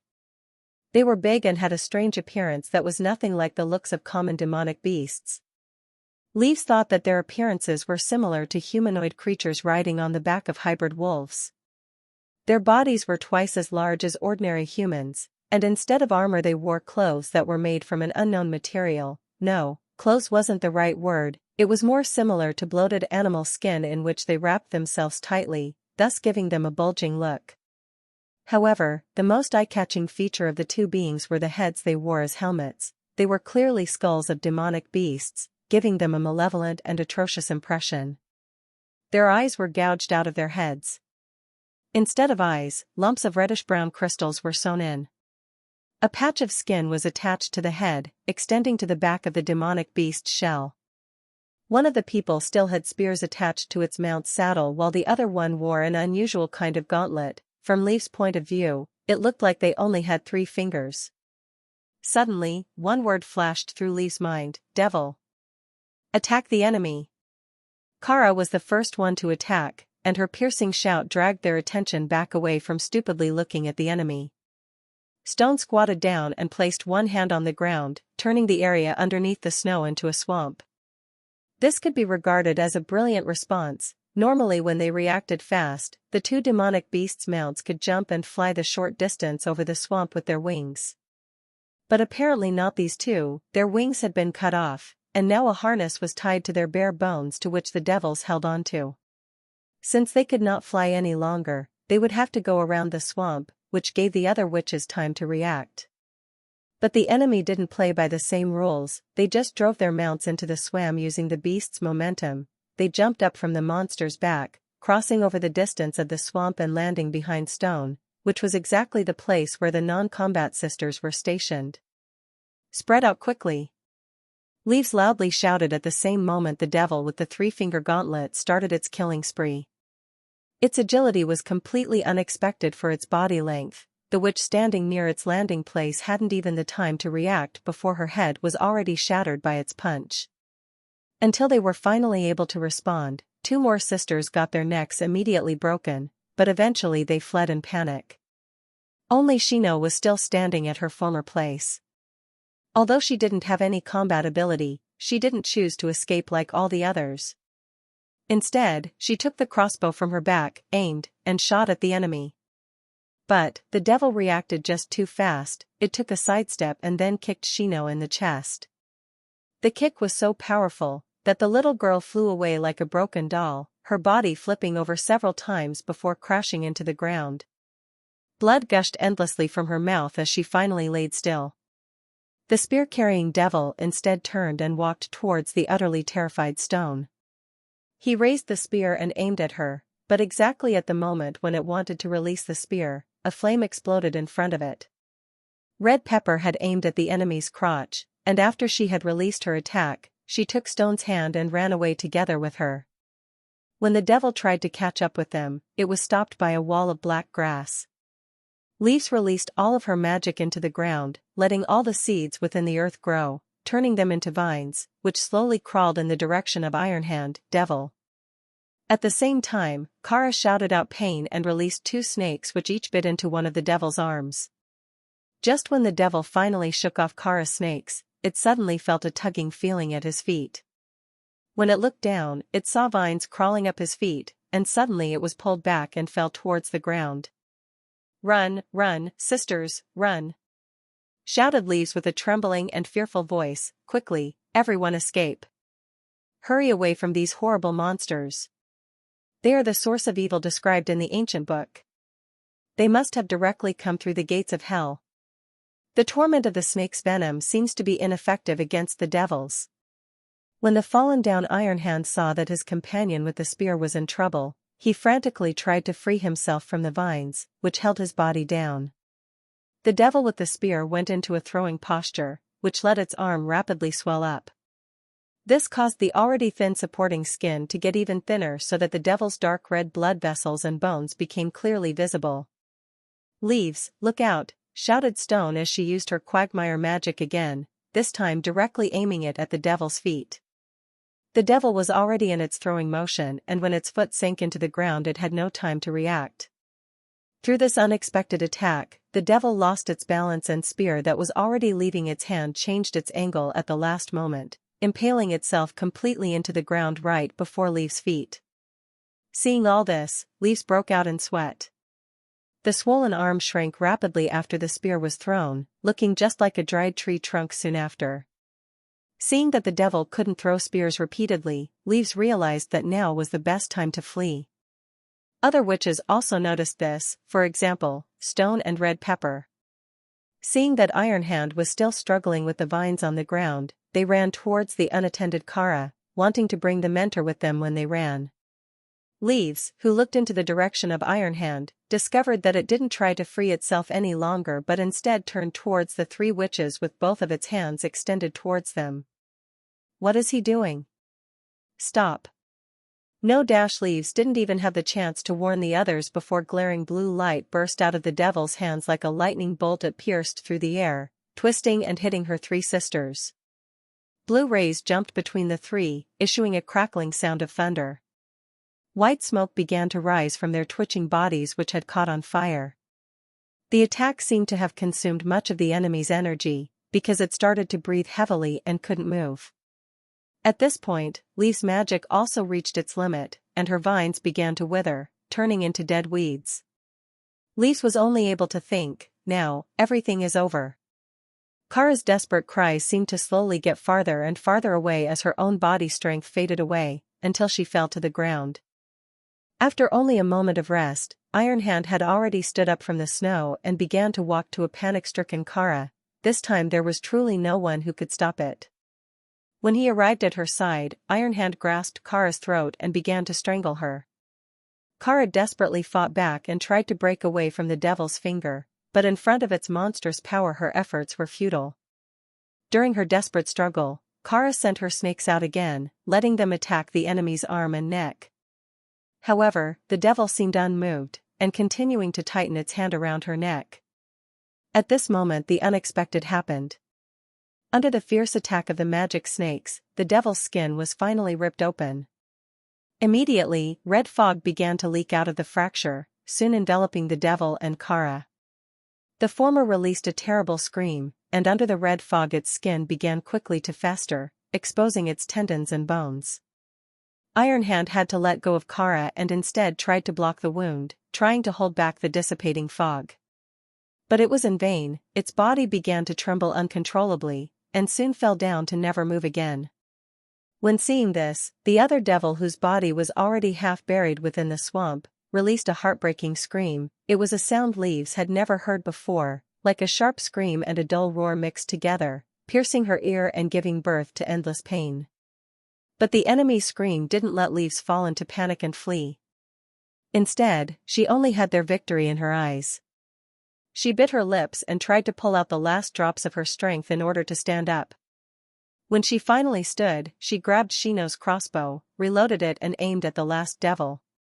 The devil clearly understood what Leaves was trying to do and began to work his arms frantically, but within a swamp, the more someone struggled, the faster they sank. The devil he tried to block its his vulnerable parts, but yet in the end, it was in vain. For my lost sisters, with that thought, Leaves pulled the trigger and sent the arrow flying. The crossbow arrow accurately pierced the neck, releasing once more the red fog from the wound. After the mist dispersed, its head finally dropped down. She had killed the devil. After letting the crossbow fall, Leaves turned around only to see the bodies of more than 10 sisters who had lost their lives. Immediately hit by sorrow, Leaves dropped to her knees as her tears burst free. Chapter 78 Accompany. Wendy opened her eyes and discovered an unknown ceiling above her. The ceiling was made of gray brick, and had cobwebs hanging from wooden beams along with an unlit chandelier.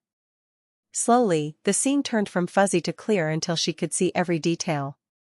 It isn't a cold stone roof or a narrow tent, she thought, right, half a month ago we were forced to leave the Witch Cooperation Association. Who knows, perhaps under Kara's leadership they have already found the Holy Mountain. She took a deep breath. Though it wasn't as clean and fresh as the air within a cave, the warm air and the cozy atmosphere made her very comfortable. Her body was wrapped in a soft and velvety silk and laid on a mattress out of several layers of soft cotton blankets, so when she laid down, she slightly sank into it. Even if she stretched her whole body, her toes wouldn't be exposed. She felt a little guilty that she wanted to do nothing other than stay in bed. Even so, she had stayed here for only half a month, but here her heart was at peace, something she hadn't felt in a long time. Within the castle, no matter how late it was, no one would ever disturb her. For example, right now. Wendy turned her head and gazed out of the window, seeing that the sky was still gray, even somewhat dazzling. It was probably 10 a.m. Within her last years of wandering, she had never been able to sleep so peacefully. She would be woken by any small noise. She even had to prepare the food for rest of the day before daybreak out of fear. The whole time they had to live in fear that the church might discover their current whereabouts. Also, no one could guarantee that they would outlive their next demon's bite. Even during their time walking through the impassable mountain range, she was always busy with doing chores. She would help with drying foods or herbs, with drying her cooperation sister's laundry, or cleaning the camp and so on. Even so, Wendy didn't mind doing it. Every time when she saw her sister's smiles, she felt very happy. But now, living such a lazy life, she discovered that she herself couldn't resist enjoying such a life. No, I can't be this lazy any longer. She patted her cheeks to motivate herself to crawl out of bed. After all, when she had lived in the church's convent, the nuns would often warn that lazy people wouldn't receive the blessing and protection of God. In a little while, I will go to the garden and practice my wind control. By the way, every time she remembered that the prince required her to train her magic, she couldn't keep herself from laughing. Such strange and eccentric requirements, for example, after he saw her ability, he had told her that he hoped she would be able to blow the wind over a distance of more than 10 meters. However, there had never existed a magic power that was effective at such a distance. When she told him that she wasn't be able to do it, he didn't get angry. Rather, he came up with a strange idea: she should stand on top of a stool, and use her power to rise up and down. When Wendy tried it, she discovered that it was actually feasible. Seeing the test results, His Royal Highness was very satisfied, so besides asking her to train more, he also asked her if she was afraid of heights. It was exactly like Nightingale had said: Roland Wimbledon is an elusive person, but he is also a prince who deeply cared for us witches. Thinking up to this point, Wendy gently sighed. There really is a prince who doesn't hate witches. Respected mentor, you were wrong. When she put on her clothes, she felt that they were a little small around her chest area. Even so, Wendy had already become accustomed to this kind of strange clothing. she just wanted to find a needle to change its size, but before she could, someone knocked on her door. "Come in," said Wendy. It turned out that it was Nightingale who opened the door and came in, leaving Wendy a little startled, but Wendy smiled and said, "Is His Highness still in bed? If not, you shouldn't have the free time to visit me." "What are you talking about?"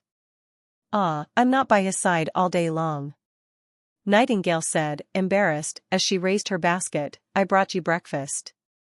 Usually, the maids were the ones responsible for delivering breakfast. In addition, after bedtime, Nightingale would often accompany the prince to chat, so it was quite hard to see her at all. Wendy smiled from the bottom of her heart. "I just woke up," but she was already here to deliver food. She certainly had slipped in several times. "Now tell, what's the matter?" asked Wendy while she took a cheese sandwich from inside the basket and put it into her mouth. "Well, Nightingale came over and set herself on the bed. Today Nana will go through that day." Wendy was speechless. Since it was Nana's first time going through the demon's bite, it wouldn't be as violent and long as on the day of her adulthood, but still, it couldn't be guaranteed that she would be safe. The younger they were, the less pain they would be able to endure. Wendy placed the basket on the nightstand and went to Nightingale's side, patting her shoulder to comfort her, and told her, "Didn't His Highness say that as long as we release our magic every day, we will be able to minimize our suffering?" "But that is just a speculation," Nightingale contradicted. "At least it sounds very reasonable," answered Wendy. "Didn't Anna safely pass through it?" "Even so, it was the most difficult of Demon's Bite. It was the day of her adulthood, yet she suffered no harm." "This was exactly what you've seen with your own eyes." She paused for a moment, then asked, "Where is Nana?" "At the moment she is in the medical center." When it came to this, Nightingale's mouth nearly sprang open. "I heard that her father, Sir Pine, had bought a huge amount of hairs from hunters, which have been sent to the medical center so she can keep practicing until tomorrow." "She has such a nice father," Wendy exclaimed a little enviously. "I can't remember the time when I was a kid. That is a very strange thing. It's just as if my memories are a blank sheet. There is no father, no mother. The first thing I can remember is my staying within the convent." "It seems that I'm a little more fortunate than you," Nightingale teasingly exclaimed. "Well, you were really lucky." Wendy sat herself beside Nightingale and took her into her arms, asking her, "Are you nervous?" For a moment, Nightingale kept silent, but then she gently nodded. Wendy certainly knew why the other was so tense. Today wasn't only a crucial day for Nana, no, it was also the day in which could become the turning point in all of the witches' history. If Nana was able to survive this bite, it would mean that witches could thoroughly get rid of the shadow of being the devil's servants, turning Border Town into the long-sought-for Holy Mountain. Maybe one day, all witches will gather here. They will be able to live a normal life, no difference with ordinary people, no longer having a need to wander around and try to avoid the church's witch hunt. There is no use in worrying about it. We just have to laze around the whole day and accompany Nana." "Laze around?" Nightingale stared at Wendy in disbelief. "Yes, well, who told you to tell me the news so early?" "It makes me nervous too," Wendy simply said. "Since I'm no longer in the mood to practice, we could also use this time to visit Nana." "Wasn't something like this written in the contract?" "It is called paid leave." After eating dinner, Nana's room was full of people: Anna, Lightning, Nightingale, Wendy, naturally also Nana's father, and Roland. Having to face the battle soon, Nana's face was full of insecurity. "Well, will I have to die?" "Of course not." They all shook their heads. "It's your first time, so the demon bite won't be as strong." Wendy took her hand and spoke encouragingly. "Just put all of your spirit on the thought of holding on." "It hurts, you're breaking my fingers." Sir Pine held his daughter's hand. "You have become very strong during your time within the medical center. I, your father, am very proud of you." The little girl nodded, letting her gaze wander over the crowd before finally focusing on Anna, who stepped forward and kissed her on the forehead. "You will survive, right?" "Yes." Chapter 79 Answers. The curtains were shut and a fire was blazing in the fireplace, maintaining a comfortable temperature within the room. There was a big difference between Anna and Nana's day of adulthood. This time the latter was awake. In order to ensure that she wouldn't become too frightened from the upcoming pain, they played some simple games to distract her, and so that she wouldn't fall asleep during the whole night. Even Roland performed some magic coin tricks, stupefying the onlooking audience. Especially Nana, who for the whole time was staring with big eyes at Roland's hand. If it were ordinary times, she would have surely shouted that Roland should teach her. The magic tricks of this age were still far from being a highlight, for now, it was more a small sideshow, like snakes dancing to the sound of a flute, breathing flames, crushing stone plates on one's chest and the like. Compared with later generations of skillful diversion and nimble fingers, everything now was only amateur level. Finally, Lightning began to talk about her sailing experience, when she traveled with her father between the islands and fjords. Telling of big whirlpools and beautiful reefs, and of hunting giant deep-water sharks and octopus. Although everyone knew that part of it was fictitious, she still had everyone's attention, even captivating Roland with her tales. In his imagination, those sailing ships turned into huge armored battleships, which crossed oceans and discovered a new world. As a matter of fact, there was a part in the historical timeline of this world he didn't understand. The last written record of the past wasn't older than 450 years. Even the former prince's education within the palace did not mention the reason. But it could also be that the former prince just hadn't paid attention during the lectures, thought Roland. Within Border Town's library, there was nothing to find, so the only possibility was to win the war against Longsong's stronghold and look and ask there for more information. When Lightning finally finished her stories about her adventures, Roland could no longer suppress a yawn, but when he looked at Nightingale, the latter only shook her head, indicating that there hadn't been any magical change until now. Not having an accurate timing tool is so inconvenient. How can I determine the time we still have to wait? Roland thought in frustration and poured himself a cup of warm water, then sat down afterwards to wait. But gradually, everyone got the feeling that there was something wrong. It just took too long. Nana had repeatedly yawned, apparently only barely able to stay awake. Even Nightingale became anxious, so she touched the little girl's forehead, while also closely gazing at the magic power within Nana's body, looking for any change. When Roland wanted to take a gulp of water, he discovered that the water was already emptied. So on the way to the kettle on the fireplace, he couldn't help himself from looking through the curtains when he passed the window, only to discover that it was still snowing. But when he had opened the heavy curtains a fraction, a touch of light fell into the room. He was pleasantly surprised to discover that the dark sky had already gained a glimmer of milky white. "Everyone look!" Roland shouted and pulled open the entire curtain. Alarming everyone with his cry, they all rushed to the windows to see what happened. When they discovered the faint light in the sky, they realized that the new day had already arrived without them noticing. So with this, in addition to Anna, Nana also went through the demon's bite without any pain. Asterisk. When Roland later returned to his room, he discovered that there were already two people who were waiting for him. Nightingale and Wendy. Within their faces, he couldn't discover any sense of sleepiness, there was only excitement. "Were you able to confirm that Nana's date was today, no, last night?" asked Roland immediately. "Yes, but at that time the change within her was only very subtle. I would have never thought that it was the bite's critical moment," answered Nightingale with certainty. "Your Highness, your assumption was correct.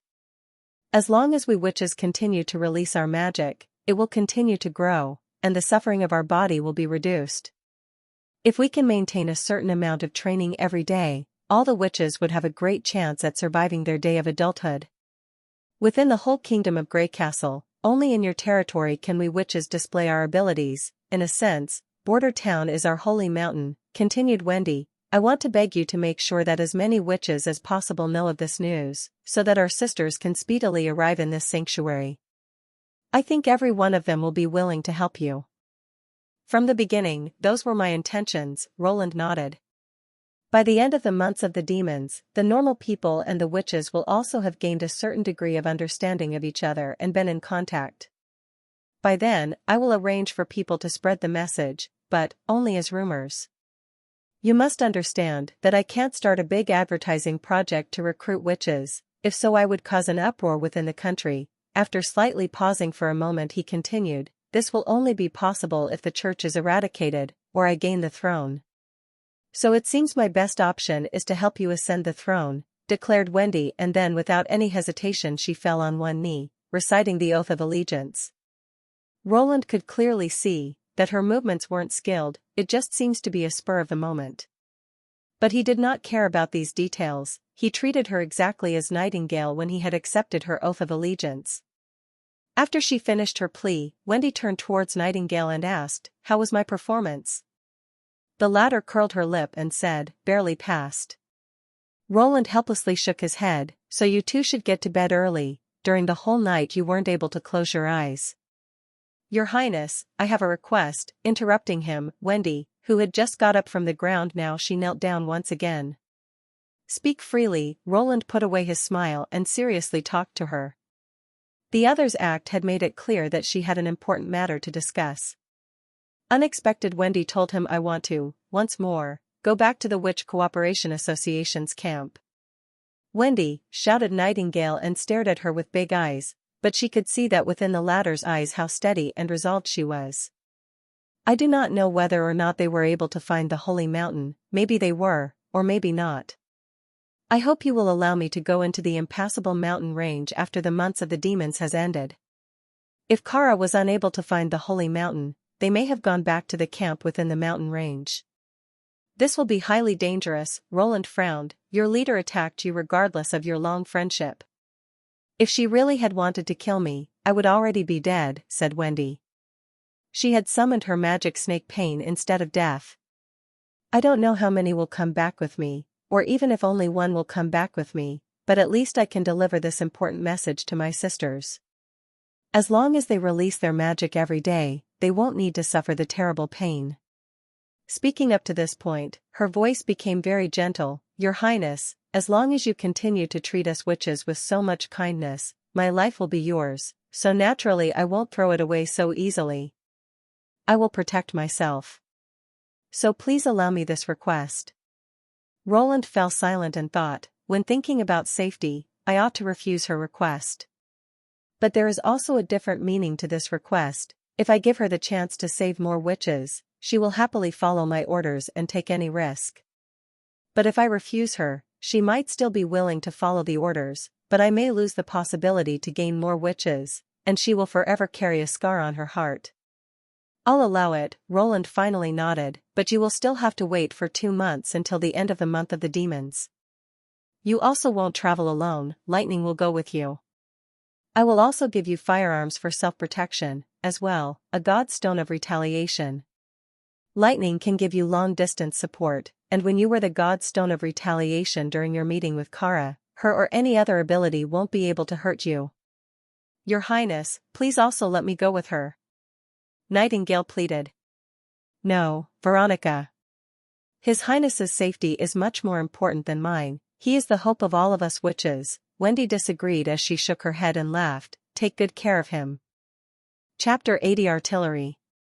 A week after the concrete ship was placed in the curing room, it was finally the day to launch the vessel. All the workers were stunned when the prince ordered to put the oversized bathtub into the water, making everyone wonder whether they misheard him. However, they hadn't misunderstood him. His subordinates had to dismantle the temporary shed, and then they had to dig a slope at the bottom of the concrete ship, leading into the river. This part had to be handled with great care because of the weak tensile strength of cement products. Even a small knock on the ground was enough to create small cracks that could destroy the whole vessel. The ship was placed on top of logs, and the speed at which it slid was controlled with ropes. When everything was prepared, the workers let the wrist-thick rope slowly slide through their hands, careful so that the vessel would always be pointed in a straight line. While the workers shouted their slogan and sink, the ship slowly slid over the logs, creating a harsh sound of friction. Fortunately, everything went well, and Roland could see how the ship got slowly lowered into the water. The ship sank nearly half a meter into the water, with more than 1 meter still above the surface. The workers were totally surprised to see that this massive construction made out of stone and metal didn't directly sink into the riverbed with a loud bang, but instead peacefully floated above the surface. "Hurry, take the ropes and put them around the bollards and then tie them tight," commanded Roland loudly. If the vessel wasn't tied quickly to the bollards, the water current would carry the ship along with it southwards. Although Nightingale didn't show herself to the public, but after seeing this shocking scene, she couldn't help herself and asked with a voice full of wonder, "Why does the ship float?" "Well, it's quite simple. The ship's average density is lower than that of water, and as long as this is the case anything can float on water," explained Roland, and after a moment of thinking, he added, "that the ship is built out of iron and concrete doesn't matter. In fact, you should have already seen a huge sailing boat, those also weigh much more than several stones." Since he didn't hear the voice of Nightingale again, Roland assumed that the other was still comprehending what he had said. Even Anna wasn't able to immediately understand the concept he had explained. Discovering this, Roland smiled and continued to direct the workers' next task. The subsequent hardening of the concrete took a lot of time, and every time it began to snow heavily, the work had to be stopped. Only when it didn't snow for more than 1 hour, were they able to continue their work. The most time-consuming task was the construction of the deck, which was built out of many wooden planks, and supported by many small stakes which were placed between the bottom and the deck. Although this was a waste of space, but taking into account the primary purpose of the concrete ship, this didn't matter so much. Afterward followed the rot-proofing. The carpenters knew very well how to do it. First they brushed a layer of oil with a pungent taste onto the deck. When the oil had dried, they repeated this procedure several times until it was finally coated with a red paint. Once the deck construction was completed, the installation phase of the upper building was started. The so-called upper part consisted of a wooden shed which was placed between the two masts, and which later would be used to store guns and ammunition. When it began to rain, the shed could also be utilized by the crew as shelter. The roof of the wooden shed was extra thick, so constructed that a person could stand on it, a special place only created for Wendy. As long as she stood on the roof, her magic ability would range far enough to cover the entire sail. The stern rudder was made of melted iron, and its installation was a bit cumbersome. First, it was required that they put the rudder shaft through a previously made hole, which now laid under water. To steer the ship, Anna welded a triangle plate at the side of the rudder shaft, which ended under water. At the other end of the rudder shaft, which ended on the deck, was melded an iron ring which could freely rotate. The welding was naturally done by Anna, who was also shocked and puzzled by the fact that a stone bathtub could float on the water. Since she had the same problem like Nightingale, she also asked the same questions. So Roland had to answer the questions again and again. Afterward Anna went to the side and sat down to think about it. "Well, I have still a long way before me before I will be able to raise the education level."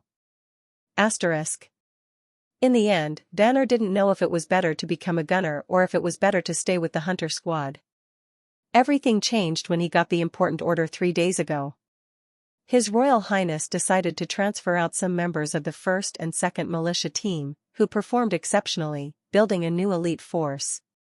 When Vanner's name was called, he felt very pleased. But when he was asked if he wants to join Iron Axe's hunter squad or the new gunner squad, he didn't know what to choose.